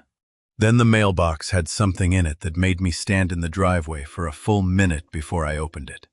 Not a bill, not junk mail. A hand-decorated envelope with purple glitter along the edges and 2 sets of handwriting on the front. The first was Renee's neat, deliberate Garrett and Renee Holloway. The second was underneath, in crayon that pressed hard enough to dent the paper. Grandpa Cedric. Colton's letters. Colton's hand. The G in Grandpa leaned left. The C in my name was backwards. Nobody had told him to write it. I knew that the way you know something in your chest before your brain catches up. I opened it in the driveway with the mailbox still hanging open. Inside was a card with a drawing of a purple cake and the words, "Ellie is 5" in marker. Below that, in Renee's handwriting, April 12, our house, 2 p.m. She wants a purple cake. Colton insisted on addressing your envelope himself. I let him. 2 words, 8 letters, and they carried more weight than every confession in that parking lot. Because they meant Renee had seen Colton reach for me and chosen not to stop him. For 9 years, the reaching had been intercepted, redirected, managed, explained away. This time she stepped aside. That was not forgiveness. It was something harder. It was permission. I had missed Ellie's last several birthdays. The invitations stopped coming around the time the family photos stopped including me. And I had told myself it was the mail. Then told myself it was deliberate. Then stopped telling myself anything at all. A man can only knock on a door so many times before he decides the door is the problem. But this envelope said the door had been opened from the inside by a 7-year-old with a crayon. I brought the invitation to the workshop and propped it against the lamp where the wedding card used to sit. The glitter caught the light and threw tiny purple sparks across the workbench. I sat there with a cup of coffee that went cold while I read the card 3 times. When does a name on an envelope stop being an address and start being an answer to the question you stopped asking because you were afraid nobody would say, yes? I traced the letters with my finger, slowly. Pressing down the way you press on something you are afraid is not real. Making sure the crayon did not smudge and the paper did not disappear. The backwards C, the uneven G. It was the most beautiful thing anyone had written to me since Ellen. I pinned the invitation on the pegboard between a carpenter's square and a roll of measuring tape. Purple glitter on a wall full of tools. It looked ridiculous. It was the first piece of mail in 9 years that proved I existed in this family without having to send money to confirm it. That night I started building. A shelf, small, 18 inches wide, dovetailed joints, sanded smooth enough for a child's hands. Ellie collected rocks. Garrett had mentioned it at the last Tuesday dinner she picked them up from the playground, and the sidewalk, and the parking lot at the grocery store, and lined them up on her windowsill until they fell off. She needed a shelf. I could build a shelf. A dovetail joint is the strongest joint in carpentry.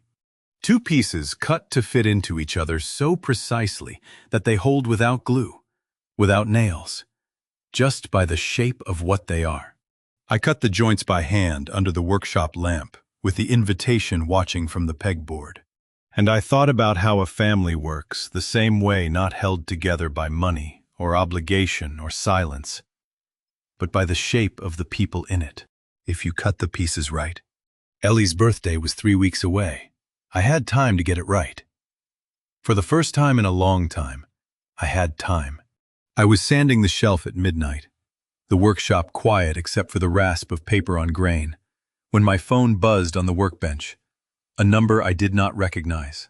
I wiped the sawdust from my hands and picked it up. This is Lorraine. Renee gave me your number. I'd like to talk before the birthday party. Not about the money. About Ellen. I read it 4 times. The screen glowed against the sawdust on my fingertips. Lorraine Prescott, 60 years old, silver-haired. The woman who had flipped the seating chart face down and watched the second photograph without a word, wanted to talk about my wife. I put the phone down and picked up the sandpaper. Some conversations need a night of thinking before you answer them. I sanded until my hands were smooth and my mind was not. I called Lorraine back the next morning. We met at the coffee shop where Boyd and I had shaken hands in same picnic table. Same bitter coffee. She told me Ellen had written her a letter the year before she got sick, asking her to make sure the families stayed close no matter what happened between the men and the in-laws. Lorraine had kept the letter. She had also ignored it for 9 years. She did not apologize. She said, "I'm done ignoring it." That was enough.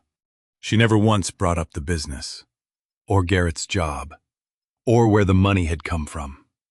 Whatever she had decided to do with that knowledge, she had decided to let it go. 3 weeks later, on an ordinary Saturday in spring, Garrett dropped Colton and Ellie at the workshop at 10 in the morning and said he would be back by 2. Colton held the wood plane with both hands and looked up at me like I had just handed him something that mattered. I suppose I had. The last person I had taught to use that plane was his father, 30 years ago in the same shop, standing in the same square of afternoon light that came through the bay door and turned the sawdust into gold. "Both hands," I said. "Slow. Let the blade do the work." He pulled the plane across a scrap of pine. A thin curl of wood peeled off, pale and perfect, and hung from the edge of the board like a ribbon. "Grandpa, I did it." He said it without thinking, without being coached. Not Grandpa Cedric, not the formal version Renee had once scripted for school mornings. Just Grandpa. Easy and natural, like a word he had been saving in a drawer and finally found a reason to use. A wood plane does not force the grain. It follows it, taking off only what is ready to come away. Some days in that workshop, I thought that was what this family had been doing for months, planing down the rough edges, one slow pass at a time, until what was underneath could finally be touched. Ellie sat on the floor with a piece of paper and a cup of crayons. She drew a picture of what she thought my job looked like, a man standing next to something that was either a furnace or a very angry oven. She told me it was my job. I told her she was close enough. She signed it to Grandpa Seti in purple crayon, and I pinned it on the pegboard next to the birthday invitation. 2 pieces of paper on a wall full of tools, both worth more than anything I had ever built. Garrett came back at 4. He said he had lost track of time. I think he just wanted them to stay. That evening we drove to Garrett and Renee's house for dinner. The table was set for 5, the folding chair replaced by a proper chair Garrett had brought from the garage, sanded and painted to match the others. At the head of the table, leaning against a glass of sweet tea, was a crayon card that said, Grandpa Seti, in purple letters, that leaned the same direction as Colton's handwriting on the birthday envelope. The C was still backwards. Renee had placed it there, not Colton, not Garrett. Renee. And that was the detail that mattered most, because it meant she had chosen to put my name at her table, with her own hands. The meal was simple. Rice and chicken, the recipe she had practiced until she got it right, now made without the nervous seasoning. Colton talked about the wood plane. Ellie described her drawing to Renee with the seriousness of a gallery curator. Garrett ate quietly and watched his family do something it had not done in 9 years, include everyone without a script. After dinner, Renee stood up and said, "Photo." She arranged everyone in the living room, Garrett on the left, Colton beside him, Ellie on the right, standing on a step stool. Renee positioned herself and then pointed at the center of the frame. "Cedric, you're in the middle. I'm fine on the side. You've been on the side for 9 years. Get in the middle." She said it like a joke. It was not one. I moved to the center. Colton pressed against my left. Ellie reached up from the step stool and grabbed my hand. If you have ever stood in the center of a family photo after years of standing at the edge or not standing in it at all, you know it does not feel like victory. It feels like arriving somewhere you should have been all along and wondering why the walk took so long. The camera clicked. I was in the center of the frame. Not because I had demanded it, not because I had earned it with money or confrontation or proof. Because someone had finally said, "Step in," and I had finally been willing to move. Later that night, back in the workshop, I taped the new photo to the wall beside Ellie's drawing and the birthday invitation. 3 pieces of paper on a pegboard. Sawdust on the floor. Tools on the bench. Spring air through the open bay door carrying the smell of jasmine and cut grass. In the photo, 5 people looked at the camera. A man in the center, with a backward C crayon card in his pocket, 2 grandchildren who had decided he belonged there, a son who was learning to stop hiding, and a daughter-in-law who had finally said, "Step in," instead of "step aside." It was not a perfect family. It was mine. And to you listening to my story, remember this. I spent 9 years sending money to a family that erased me from every photograph, every holiday, every guest list. I told myself the transfers were generosity. They were fear. I was afraid that if I stopped paying, I would lose my son and my grandchildren forever. And when I finally did stop, out of anger, not courage, I discovered that the woman I blamed for everything had been carrying a sentence I said at an engagement party in her purse for 9 years, and I had never once apologized for it. Do not make my mistake. Do not let pride write checks your family has to cash. People ask me if this is a revenge story. I understand why. A man gets excluded, discovers the money trail, shows up uninvited, and confronts the person who wronged him. That sounds like a revenge story. But revenge means you want someone to lose. What I wanted was to stop losing. There is a difference, and it took me 9 years and a 7-year-old calling me from a bathroom to understand it. I believe God put me through those years for a reason, not to punish me, but to teach me that an apology given too late is still better than one never given at all. The real revenge story is the one where nobody gets revenge and everybody gets a second chance. If this story moved you, drop a comment and tell me. Would you have apologized first? Or would you have led with the evidence? I want to hear what you would have done. If you know someone carrying this kind of silence in their family, share this with them. And if you want more stories like this, subscribe so you do not miss the next one. Thank you for staying until the very end. It means more than you know.